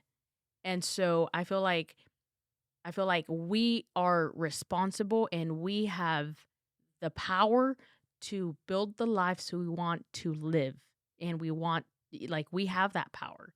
Like, Yeah. it's just a matter of taking ownership and understanding that there are there's a higher power that we have no knowledge about. Like, we don't understand Right. fully, right? And even there's this mystic. His name is Satguru. He talks about like even the smartest people alive ever don't even understand a single cell to its fullest. Right. Right. It's it's a very like a cell. It's mostly energy. It's a tiny percentage of matter, and the rest of it is energy. We are energy, Right. and that energy is that higher, or is that higher power is coming from, Mhm. and we're all connected. Right. Like you mentioned, even when you were recovering, it was the energy, it was that support, it was those prayers, Mhm. it's that energy, Right. Right. right? Yeah, and I know that you're like so when I think s- to kind of go back to I think that we'll kind of say the same thing but sort of just different ways because Yes, I I think think so. like I believe in God, so I'll just say that. But he gives you the autonomy to make your own decisions. Mm, And mhm. so you can go down the wrong path. You can take the wrong thing from it. I have personally chosen to take everything that he puts in my path Mhm. as an opportunity to Mhm. learn. And so that with the autonomy of that, I can choose. Yes. So when you say captain of our own ships, 100% agree with you. Yes. from this perspective, it's that he has given us the autonomy to do what we Mm. will with our lives. I can choose to lean in and trust what he has for me or not. Mm. If I mess up and I fail, like you said, if you fail, I can choose to like wallow in it and then take this path and do whatever, or I can choose to go, okay, it didn't work. I'm not giving up. I'm going to try again. What am I learning from this situation? What am I going to do differently? Things like that. But that can be Yeah. so, captain of your own ship, you make that. That's your own choice. And uh, full disclosure, that me having this attitude and this approach has been very recently sort of acquired and learned because I Mhm. um, was very negative, very like the world is against me, everybody's out to get me for a very long time, like most of Mhm. my life kind of thing. And so yeah, this has kind of been a recent Yeah. development. Yeah, well, what how when you say recent, how recent? Would you say, like, 2020? Probably within the last year. Okay. So, I mean, a little bit in terms of, I started to make the shift when I joined the bank, and it was thinking of it more like we're on the same team. Okay. We're not out to hurt each other. We're not out to get like we're all have the same common goal. We're all just have like everybody has a different plays a different part to get there, and Okay. so um, that kind of thing. I think that's where I started to shift and Okay. go, okay, everybody is not out to get me. We are all in the same team, Okay. and then Yeah. and then starting the program and losing the weight and then the mental work that I've done since that whole Mm. like the last 2 years of development, I feel like I've developed more in the last 2 years mentally, emotionally, spiritually, you know, physically was a very short piece of it. And I probably need to go back to that because there's the whole you have to take care of yourself before you can take care of other people. And so if and when you let that stuff kind of go, which I can't say that for the last 2 years I've been perfect and constantly taking care of myself. So I'm kind of getting back into that, getting my head and my body in the right place again, so that I can continue to. It's hard to help others if you can't even, if you're not congruent with the life that you claim to be living, sort of Right. thing. Agreed. Agreed. So, would you so you're a mother now of 3? 2. Two Sorry. I keep wanting to say boys. 3 for some Yes. reason. 2 boys. Would you say how old is your youngest? 8. Okay. Would you say that maybe your life was a little busier with being a mother and building a career? So maybe you have a little bit more time to focus in life within itself on like you and your personal development? Yeah, I feel like so COVID was hard for a lot of people. COVID was kind of a blessing in my life because it let me stay home. It let me sort of experience that where I wasn't nose to the grindstone constantly. I got to like there was a little I learned how to have a little more work-life balance and that it even existed. Um but it let me kind of focus on myself a little bit. Gave me the opportunity to let me like grow into the person I was before in terms of like squeezing out of my clothes kind of things. But um, and I don't know where I'm trying to go with that, but then I was able to go, okay, I'm reevaluating things. I didn't change jobs, didn't do anything like that, but It's it an lets you. adjustment. It was a huge adjustment. But when I say it was kind of a blessing, it's that like we didn't know any of our neighbors. It was one of those like everybody was. You left at sunrise, picked kids up from daycare after being at work all day, closed the garage door behind you. We'll see everybody at school tomorrow. Nobody knew anybody, nobody talked to anybody. And that was probably our fault for doing that. But our neighborhood, we have grown so close. I mean, now it's like kids are constantly running all over the place. And it's like we never know. I mean, we know where kids are, but it's like they're always at one of the houses or one of the things. But we as a group, as a community, kind Right. of having that community around you. And I've got that we grew so much and we became very close. Mhm. So that was kind of it was nice. Yeah, it was a learning curve, and you say a blessing, COVID, like, being a blessing, I would say, um, Not for everyone. not for everyone, but I feel like for a lot of people, I feel like a lot of people was able to look deep in their lives because they were And kind of forced to find, yes. Yeah. and decide, okay, what really matters here? Like, Yeah, it slowed us down a yeah, lot. It forced you yes, to slow down and forced you to think about those right. things. Yeah.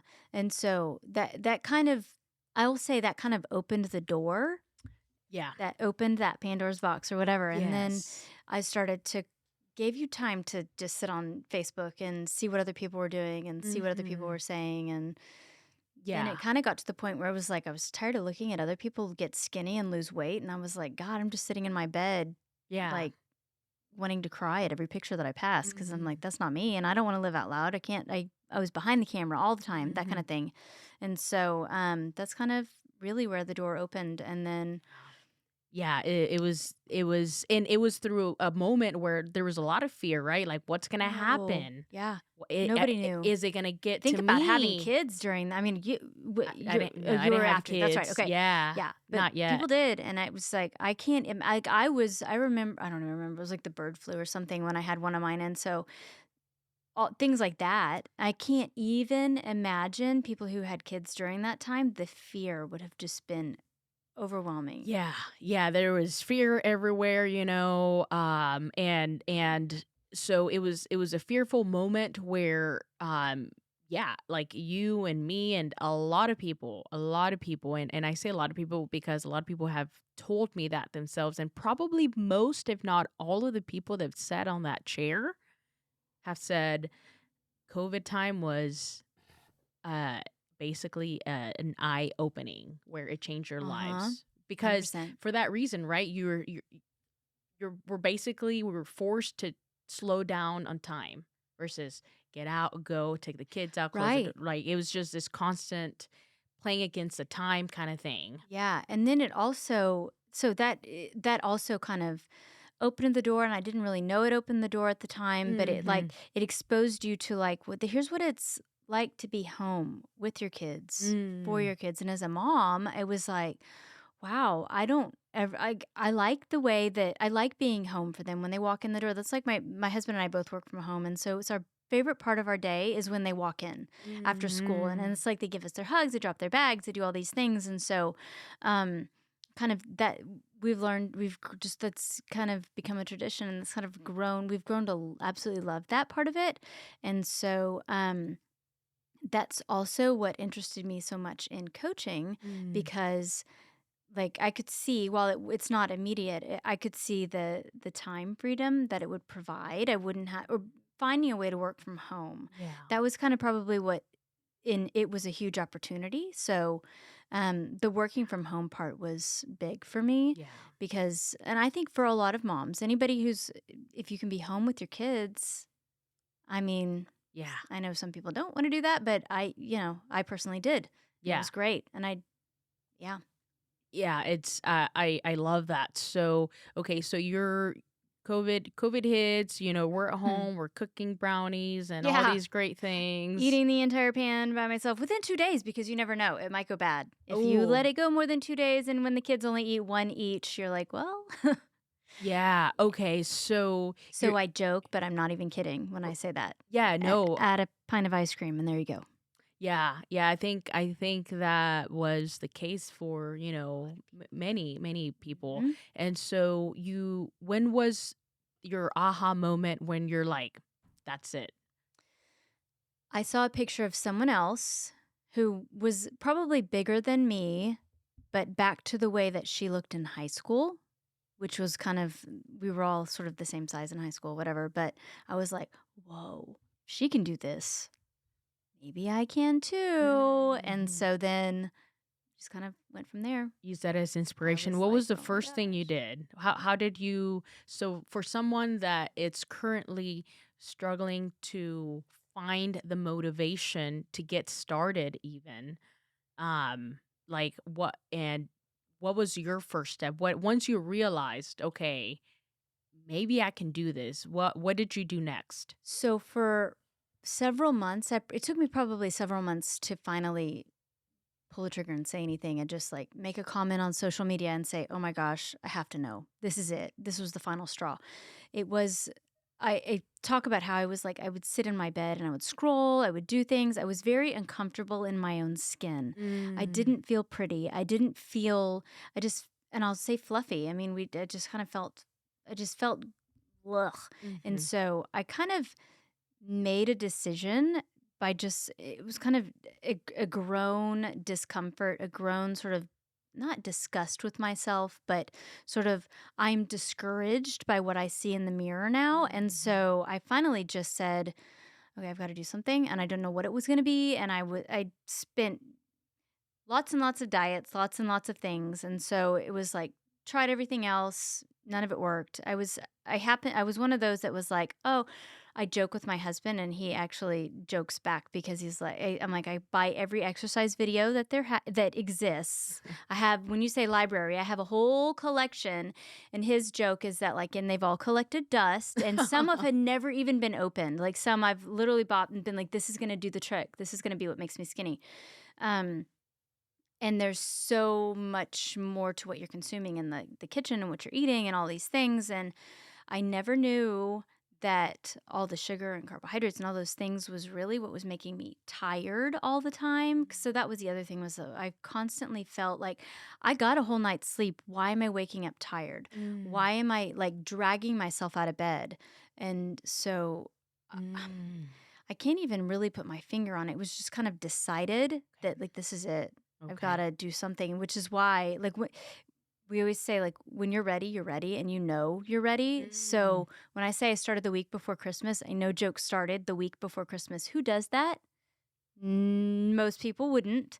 Everyone around me was Right. like, "You're gonna fail. You should probably just wait." Even my coach was like, "You Mm. should probably just wait."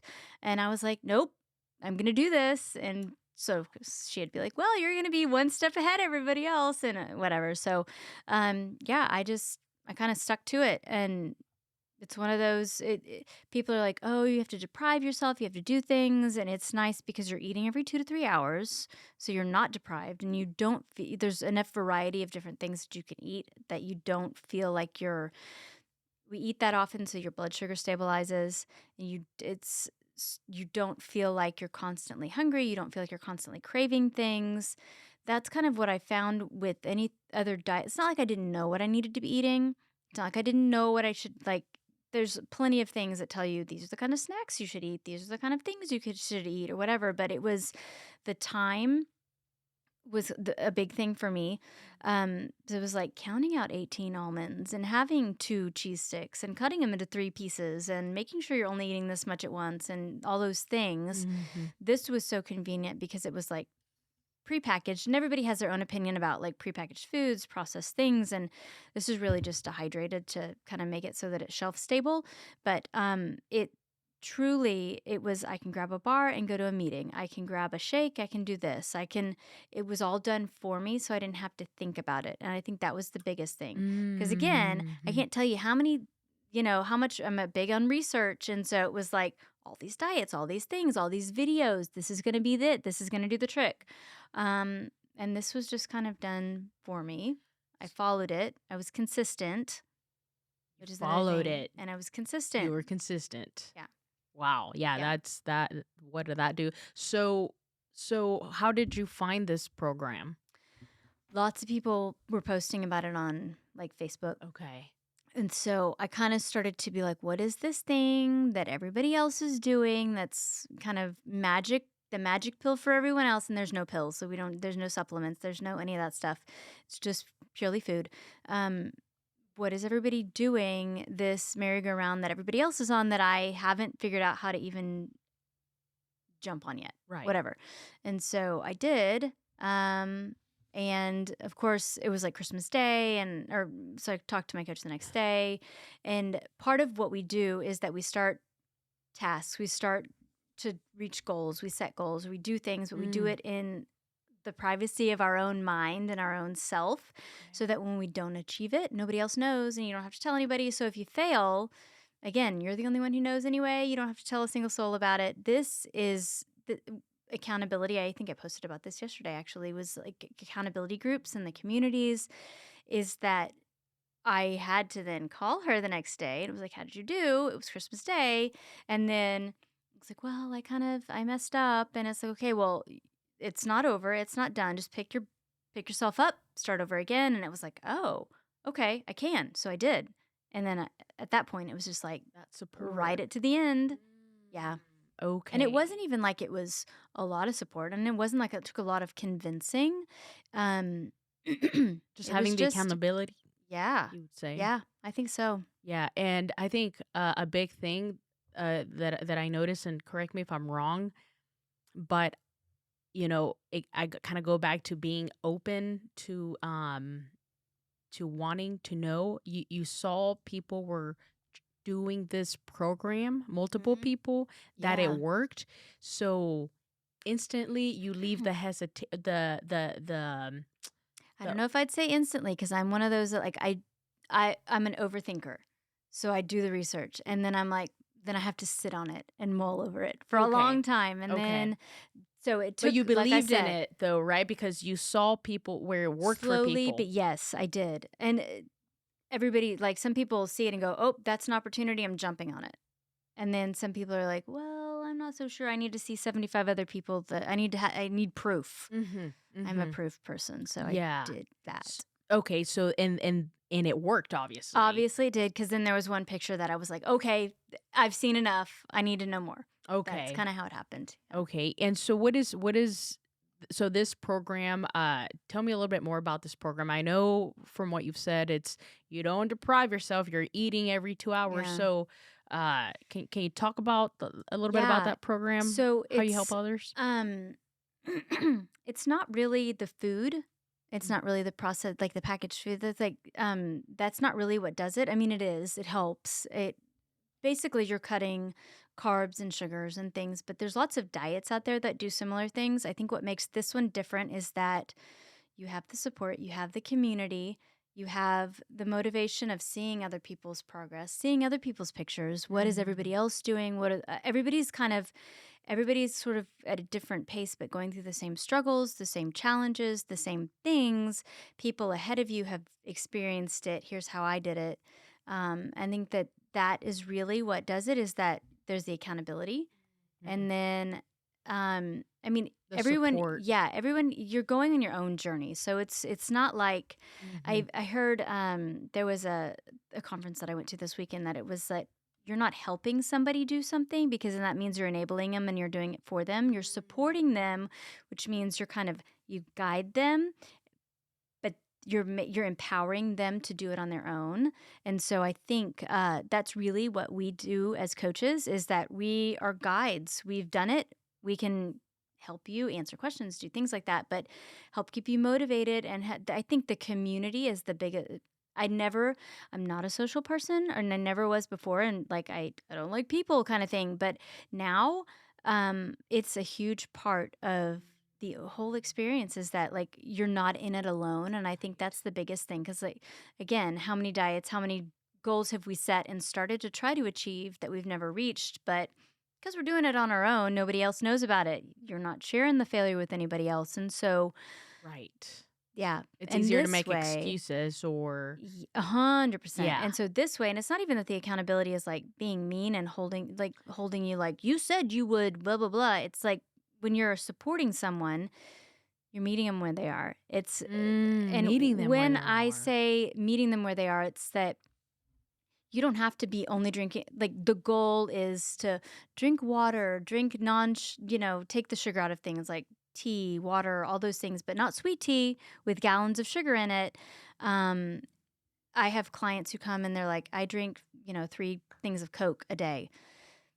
Okay, we're meeting you where you are. Let's replace one of those in a day, replace it with the ice.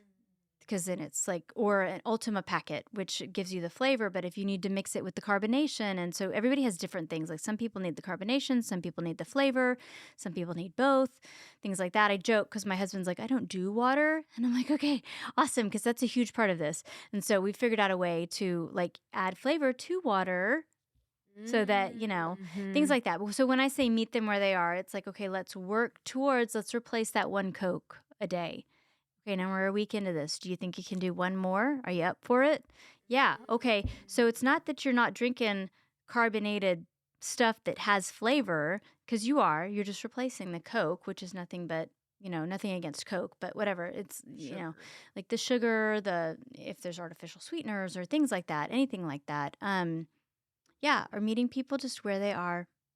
And I so, I love that. I love that 100% because I think that is the key.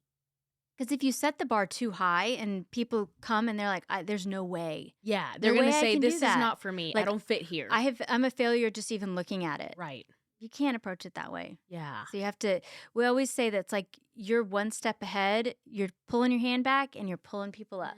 You're just Mhm. pulling them up to with you to join you and you're running on this together. So, Yes. I love that approach. I believe in it, I would yeah, say. I believe in it because I agree that nobody can force you or make you do anything, even if you have the right. best coach in the world. Yeah, Like it's all up to you. right.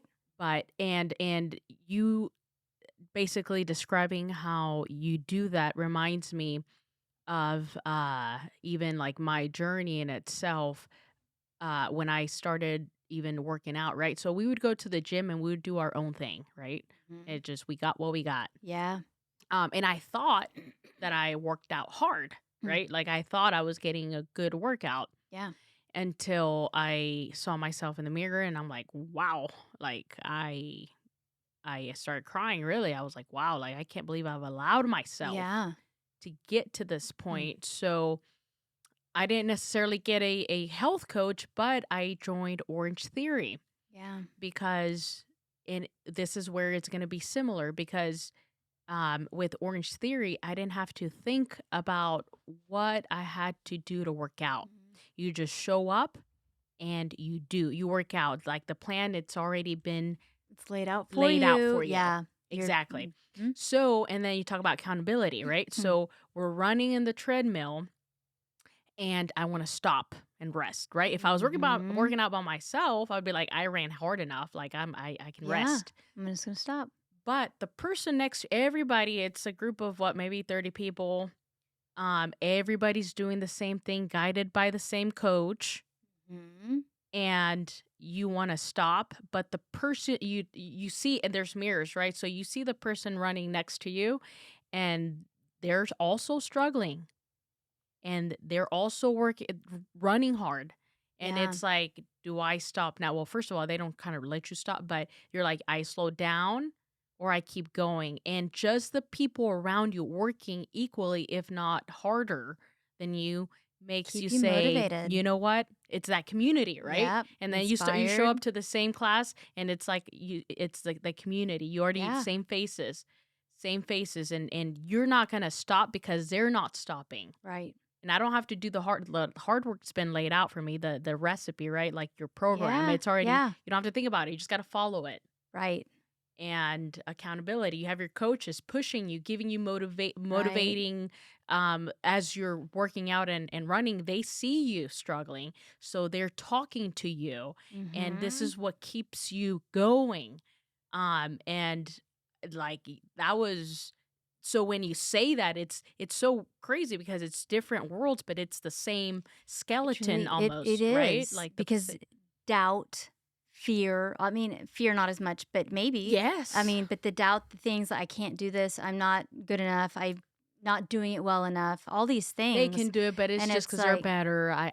I'm just not as good as they are. You start yes, making yeah, excuses. exactly. And it's like we're all in it together. We're all in it to help each other. We're all in it to keep each other going, right? Yes. Agreed, agreed, and, you start meeting people that that have kind of the mind that kinda have that mindset where you're kind of helping each other, pushing each other, and it's almost like a different kind of inspiration. So doing one good thing leads to it's like that domino effect, right?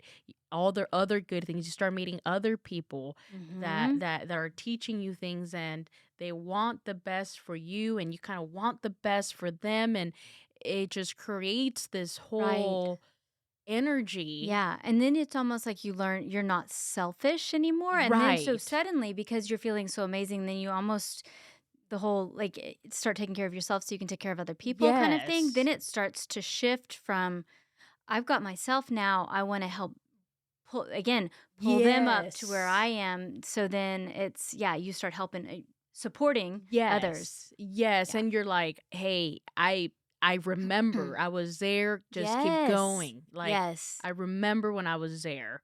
Like, Yeah. you can do it And that's how too. you relate to people, because people connect to you, like, if you're on the mountaintop, there's 100% that it's like, "I can't do that. I'm not gonna be Mhm. like you. I that you did that." But if you connect with them and on a, like, almost like, "Here's where I was. Here's what I'm Mhm. coming from." Then Yes. they're like, "Oh, okay, well, maybe I can do that. Maybe I can do this too." Yes. Yes, exactly. And then you support them and say, "Yes, you can. Yeah, right. Let's go." Yes, absolutely. So, who was do you did you have one coach or did you have I started with one, and then it's kind of, when I was doing the program itself, which it took me 4 months to lose, disclaimers, all those things, whatever I need to do for, people lose an average of 8 to 12 pounds a month. Mm, Got a disclaimer, but that, with staying committed to the plan and doing it 100% of the people who follow the plan 100% of the time will see 100%. Or what am I trying to say? 100% of the people who follow it 100% will succeed 100% of the time. Whatever. I'm saying that all wrong, but you have to follow it yeah, to see results. Anyway, makes I lost that sense. in 30 pounds in 4 months. And Wow. then, yeah, it was, which is kind of motivating and sort of Yeah. inspiring to yourself. And you feel really good about it. And then that's when you kind of want to start sharing with other people. And so I think Like, "Hey, this works." during, yeah, it's almost like it's a gift that you have to feel like you've shouting from the mountaintops, Yeah. everybody, hi, hi, you gotta, like, here's this thing. It's this amazing program. But what makes ours different is because you have the support, you have the community. You're never, that's, I think, the biggest is, like, you're never alone. Yeah. And so now I'm coaching, and I have a huge community of other coaches with me, and we're all kind of supporting each other because everybody still goes through life struggles. Everybody still lives life. Right. And we're helping and pulling each other up, Yeah. keeping, everybody falls down, and it's like you've got, now I don't have just one person pulling me up. Now I've got a team of huge number of people pulling each other up. Yes. So, Wow. Okay, so how soon did you start seeing results? I mean, it had to be very quick, but well, how so the way the plan works, you go through kind of a detox period in the beginning, but it's kind of, Okay. you stay, it takes about 4 days to get in what we call fat burn, Okay. and that is really where your body is, you're no longer using the extra food that you're putting in your mouth, that you're packing on your hips and things like that. Your body uses you, because we call them fuelings, which is kind of symbolizes you're fueling your body just Okay. enough. You're fueling your body with just enough to keep you going, keep your blood sugar stable, and then your body then turns to your fat cells for Mhm. energy, for fuel, and then it starts, that's kind of how it goes. And like I said, everybody sort of experiences that at a different pace and a different sort of, the same thing is happening, but some people lose, like, they go 2 weeks and don't lose anything, and then all of a sudden they swoosh and they've lost 5 pounds. Some people are like me, it was like a little bit every single day. Some people are, a bunch in the beginning and then really slow, a couple of pounds a day, a couple of pounds a week kind of thing. And so, um, everybody's a little bit different, but it's kind of, that's the cool thing about it, is that it goes to your fat cells, and then that's where you're getting your energy. So you have energy, you're sleeping better, your mood is stable, because it's interesting how being tired and being all these things, it's just when you don't have any of that energy, and I don't want to say like how you're feeling about yourself, but there's that emotional, it's kind of, everything is transformed physically, Mhm. obviously, and that's what the program does, is that's the food. It's like healthy habits, changing your life one healthy habit at a time. And I'm probably Mhm. saying this wrong, and I'm probably gonna get in trouble for saying all that wrong. But it You truly are. You're transforming yourself, and it's spiritually, mentally, emotionally, all of it. And it's not just how you feel about yourself, but you're rebuilding the confidence that you have in yourself. Because else, when you don't feel pretty, when you don't feel like, well, none of your clothes fit. I mean, I'll be honest, I was one that would hook my jeans together, where you can't actually button or zip them, but you put a hair tie through, like one of those rubber bands through to kind of hold it because it's stretchy, but it looks like your pants are closed.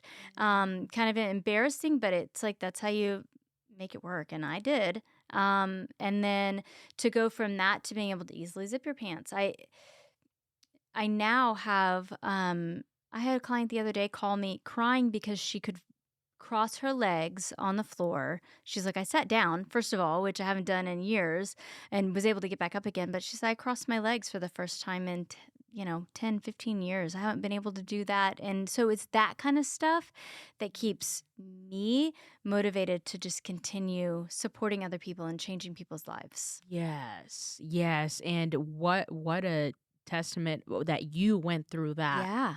that journey yourself. Yeah.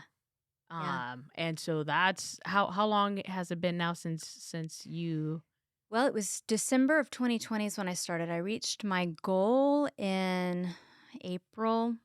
So, like, you know, April of 2021. Now, I like to say, like, I don't have, everybody has their own story. Everybody has, like, I didn't lose 50 pounds, 75 pounds. I mean, there's people that have lost more than 100.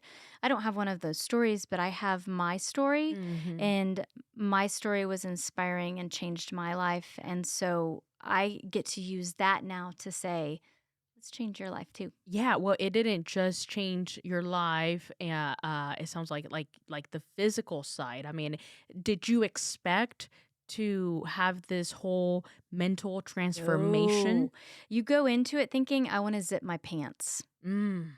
truthfully. And then it kind of starts to evolve into the like you're supporting other people and then you're sort of feeling this emotional connection. And it's almost like I feel really good about myself now. Like I said, the confidence you suddenly feel and Mm. you've regained that you've lost. And just in yourself, it's not because of the other people. I mean, because my husband still told me he loved me, my husband, but if I didn't feel pretty, I still didn't feel pretty. It didn't matter how many Right. times he told me how that he thought I was pretty and that he loved me. And it's like, yeah, but I don't believe it for me. Like, I don't like what I see when I look in the mirror. And so that emotional shift for me was that, like, I started to be confident in myself, but it was almost like y- because you are successful and it doesn't take very long to start feeling amazing, about a week at the most, probably. Well, I don't want to say at the most because there's been times where it's taken people 2 weeks to get into fat burn or whatever. Um, but you can start feeling amazing. And then that just kind of motivates you to go, wow, I feel really, really good about myself, about my progress. I mean, you joke, and it's like even just 5 pounds can make you Oh, yeah. feel amazing. And I 5, 10 pounds, it changes your life. It Yeah. truly does. Even if it doesn't, like, it may not change your dress size, it may not change your pant size, but you just feel better. And I Yes. always say that, like, it makes it easier to slip on your rings, or mine Yeah. didn't slip on right after that, but it just makes it easier. And then you just start feeling really good about yourself. And then, like I said, you just want to start sharing it. And it's just the fulfillment that you get from that is amazing. Mhm. So where do you plan on what's your vision? Where would you like this to take you?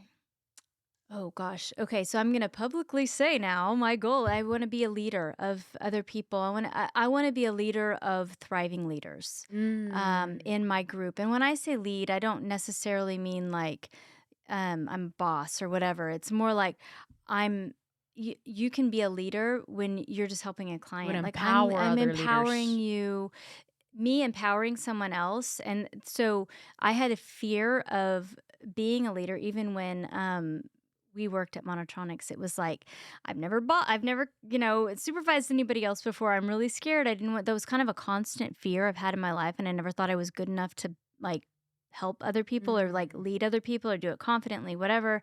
But then I've learned over the last year or so, you're a leader when you're pulling other people up. You're helping other people. If you're empowering other people, you're leading them to a better life, a better wherever, like doing better at their job, if better at communicating. You're helping your kids do something, you're leading them and And essentially, you're inspiring also others. growing at the same time Yes. Yeah. because helping like everybody is different, and I love how you said earlier like you meet people where they're at.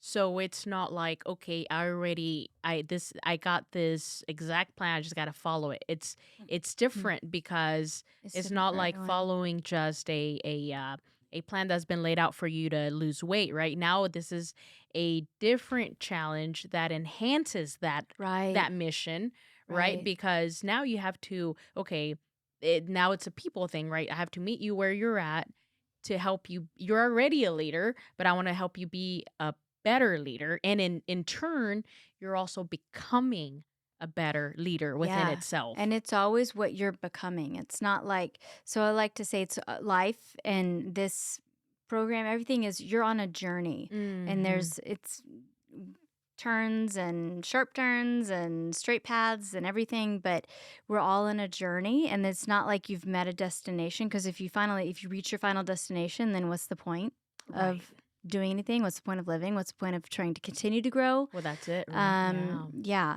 So and when I say leader, it's like I'm pulling people up to run this path with me. Mhm. So, Mhm. yeah. Okay. One of the things you said, it's what's making of me or something along those lines, and Mhm. it reminds me, Jim Ron. I because I learned this from him. I take Yeah. no credit for any of this. This is where I'm getting it Yeah. from, right? So, he said when you go find a job, whether it's an Mhm. interview, the question is not how much am I going to get paid.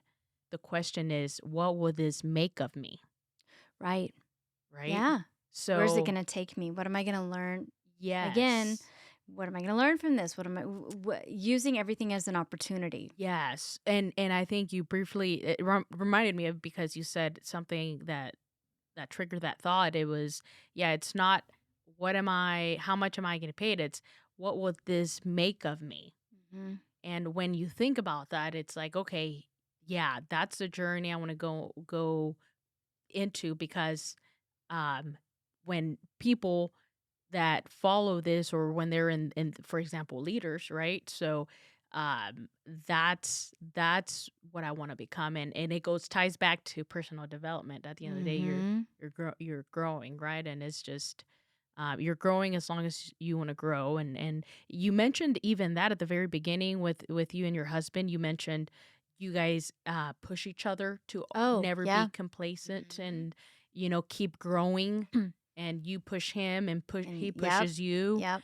That's um it's a great we it's like we love that and hate that about the other one. It's like, but we don't like, you got to be honest and you got to yeah. be truthful and you got to be open to hearing it. Because if there's something wrong, if I've done something wrong, said something wrong, he's not gonna be afraid to tell me, and likewise. And Mm. so it it's constant, like pushing each other to be better. Hmm.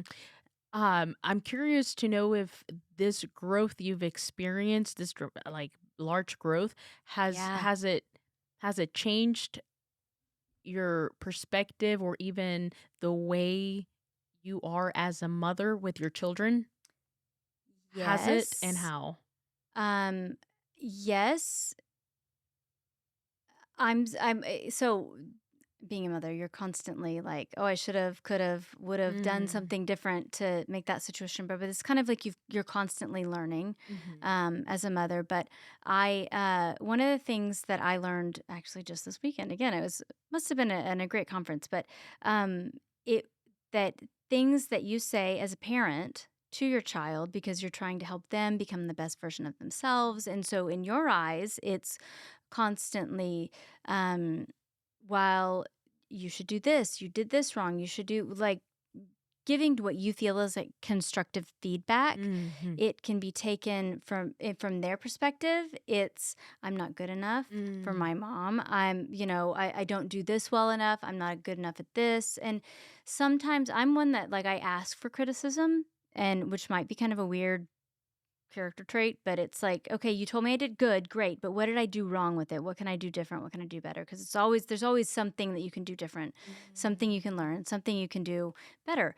So, I sometimes people like to just sit sit with it and Mhm. like tell me I did a good job, and then that's that. And so, I don't even really know where I was going with that particular statement, but um that I've kind of it's a constant growth. It's constant So would you change. say you do you talk to your the way maybe you talk to your children now, does it change has it changed maybe a little bit?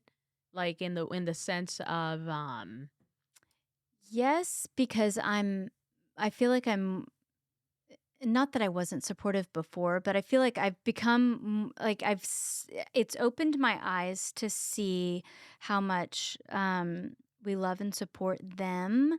Just because, like, I don't need to make corrections when he's learning to sing for the first time. I don't need mm, to be going into technical detail about how the different ways he's got his throat angled and things like that, and how, lifting the back of your head will make you have a deeper voice or like more full, sensation and things like that. I don't need to be telling him things like that when he's first learning. It's like mhm, motivate him, tell him he's doing a good job. And then when he's ready for that criticism, then, when he's open to hearing it. mhm. So So I don't know. learning how to read them and handle the situations in Yeah. a more strategic and productive way, Right, you would because I say. the last thing I wanna do is, like, discourage them to never try again and discourage them I don't know. That it's Yeah, kind of been a learned process for me, and I for sure. still probably do it some, like, over criticize and not intentionally just because that's how my brain functions, and so that's why I constantly feel like, "Well, I gotta do it better." The perfectionist side of me is like, "Okay, but what can I do different? What can I do better? What else can Yeah. I do?" And so, um, I that has kind of been but I feel like, again, when we say COVID was kind of a blessing in disguise, it kind of that is where I truly felt engaged with them. I felt like I could spend Mm. time with them. I remember sitting like every night we would lay in bed. I would lay in bed with my oldest son, and we would stare at the ceiling and just talk about, the day, the life, how things had changed, how things are going to be different, the future. It was just kind of these long, deep conversations that I never would have had a chance to Mm. have if it hadn't been for COVID. Yeah. Yeah, gosh, yeah, I love that because, I feel like, um and well, one of the things that it goes around that I'm noticing more and more is that we're just more aware, Yes, I agree. and Mhm. I mean, habits, especially if we lived like that for the past multiple years and decades, it's it's not easy to say, "Oh, yep, I learned that, I got it, next day I changed it." No. Mhm. It's like things are it's habits, right? Oh, yeah. S Well, and that's kind of what this whole program is about retraining your habits. Like you're reframing your Mhm. relationship with food. You're reframing like I didn't earn that pan of brownies. I didn't earn that bottle of wine because I had a bad week. I'm choosing to XYZ. Or I can say I'm choosing to, and I don't want to say anybody who goes and has brownies in a bad place. That's not what I'm saying at all. Right.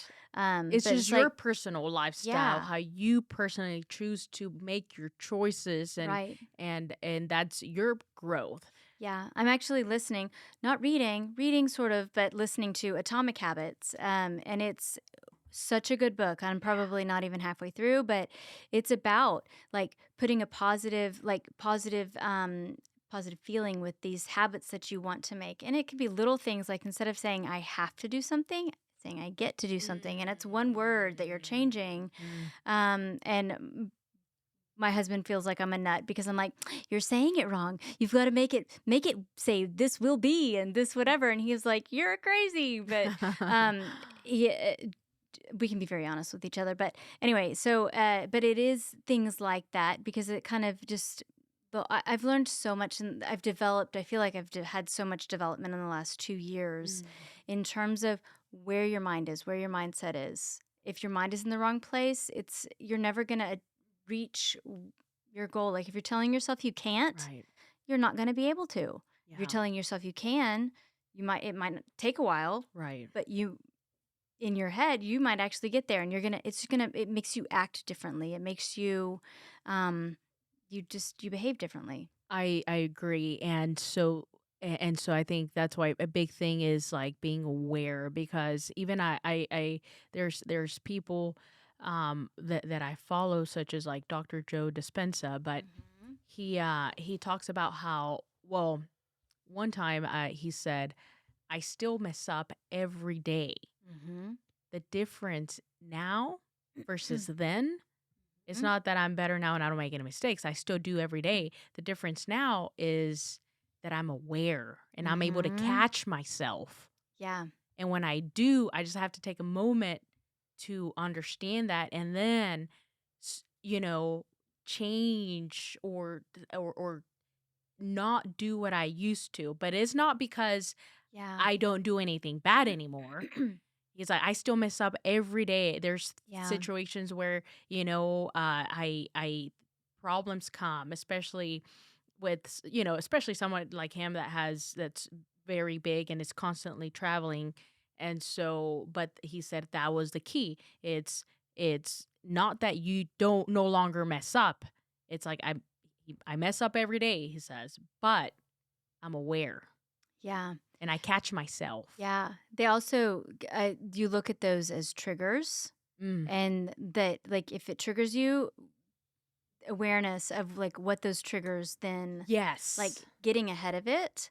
And so Getting ahead sometimes, of it. like when you're retraining, I'm gonna say reframing your relationship with food, things like that, or activities that you want to do. If there's some, they say that triggers are like, if it triggers you to take an action that you don't want to take, that's where you're not free yet. It's almost like it's a freedom that you're not experiencing. Like it continues to, this triggers me to drink. This triggers me to dive into the pantry. This triggers me to yell at my kids. This triggers me to, if there's things, but if you can, the awareness, if you expect that trigger, or you tell yourself like, when this trigger occurs, Mhm. I am aware that this is how I usually respond. So then I was like, Mhm. this is how I'm going to shift my response, or this is how I'm going to, like, almost you define how you're going to respond beforehand. Yes. Because sometimes if you're in the heat of the moment, you're not going to change. That trigger is going to trigger it, and you're either going to like fly off the handle, or you're going to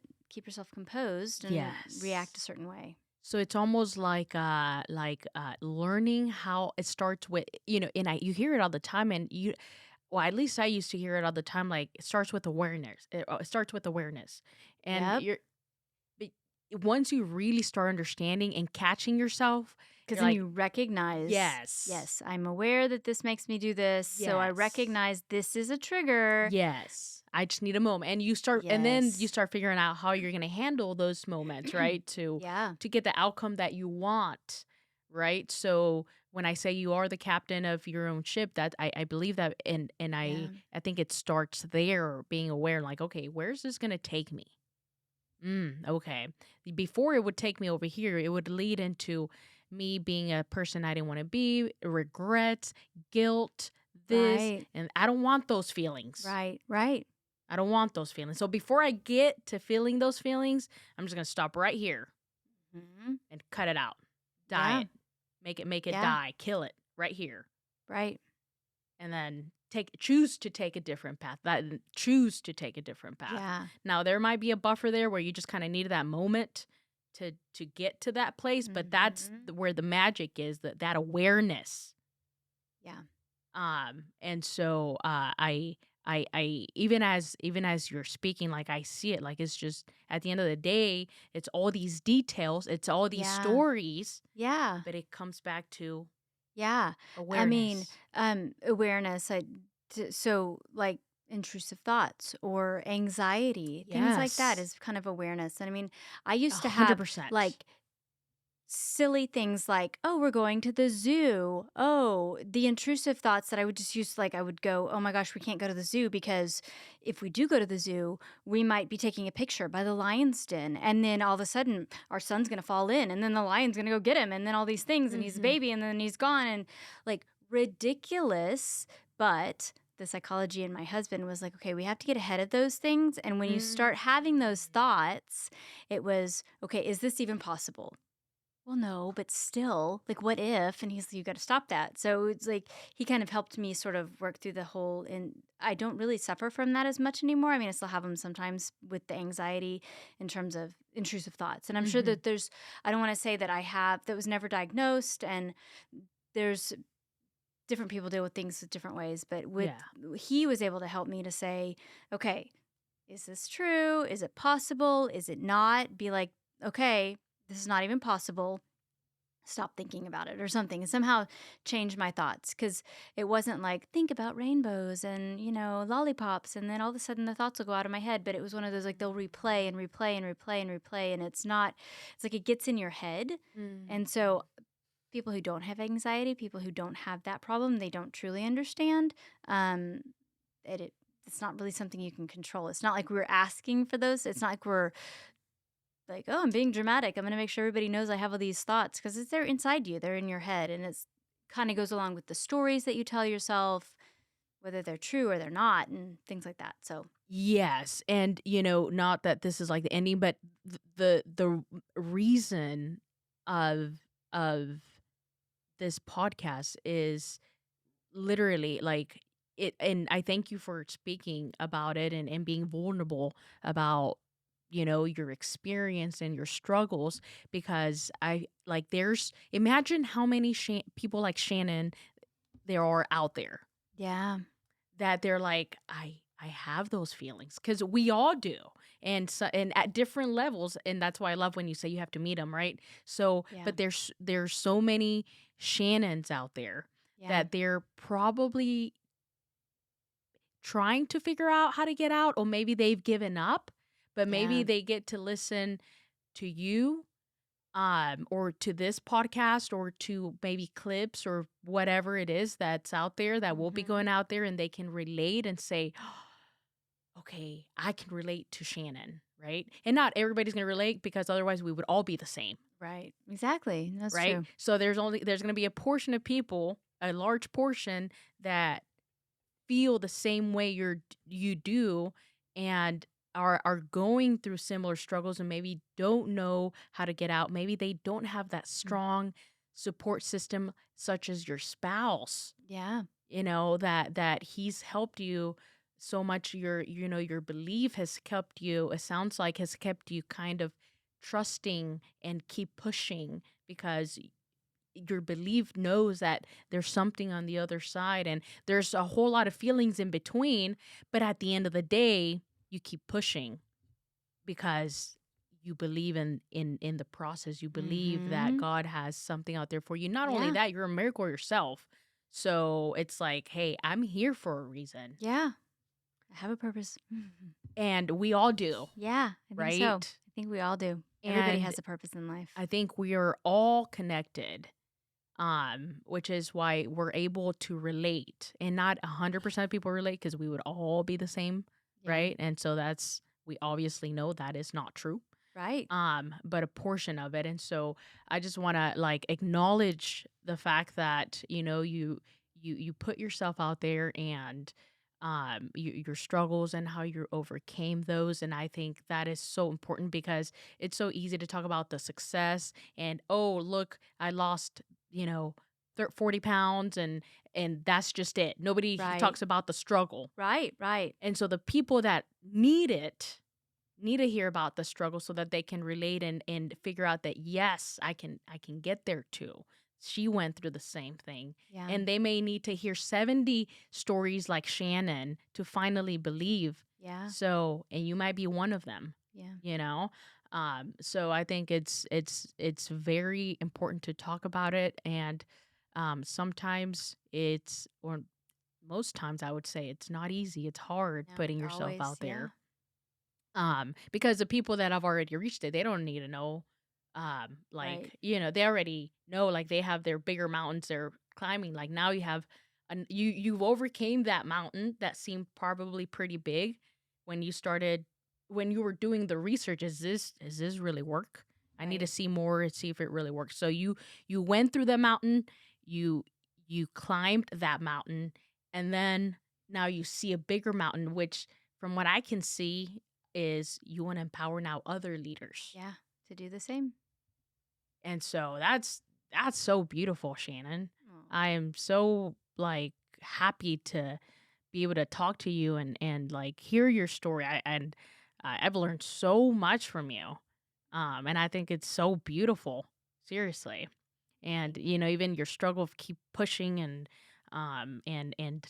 not wanting to give up and trying to see the bigger picture and always just pushing to be better and learning, right? And now empowering others. That's amazing. Thank you. Yes. So gosh, so I uh for anybody that is looking for, you know, a program, we obviously Yeah. know yours works. Yeah. How can they find you?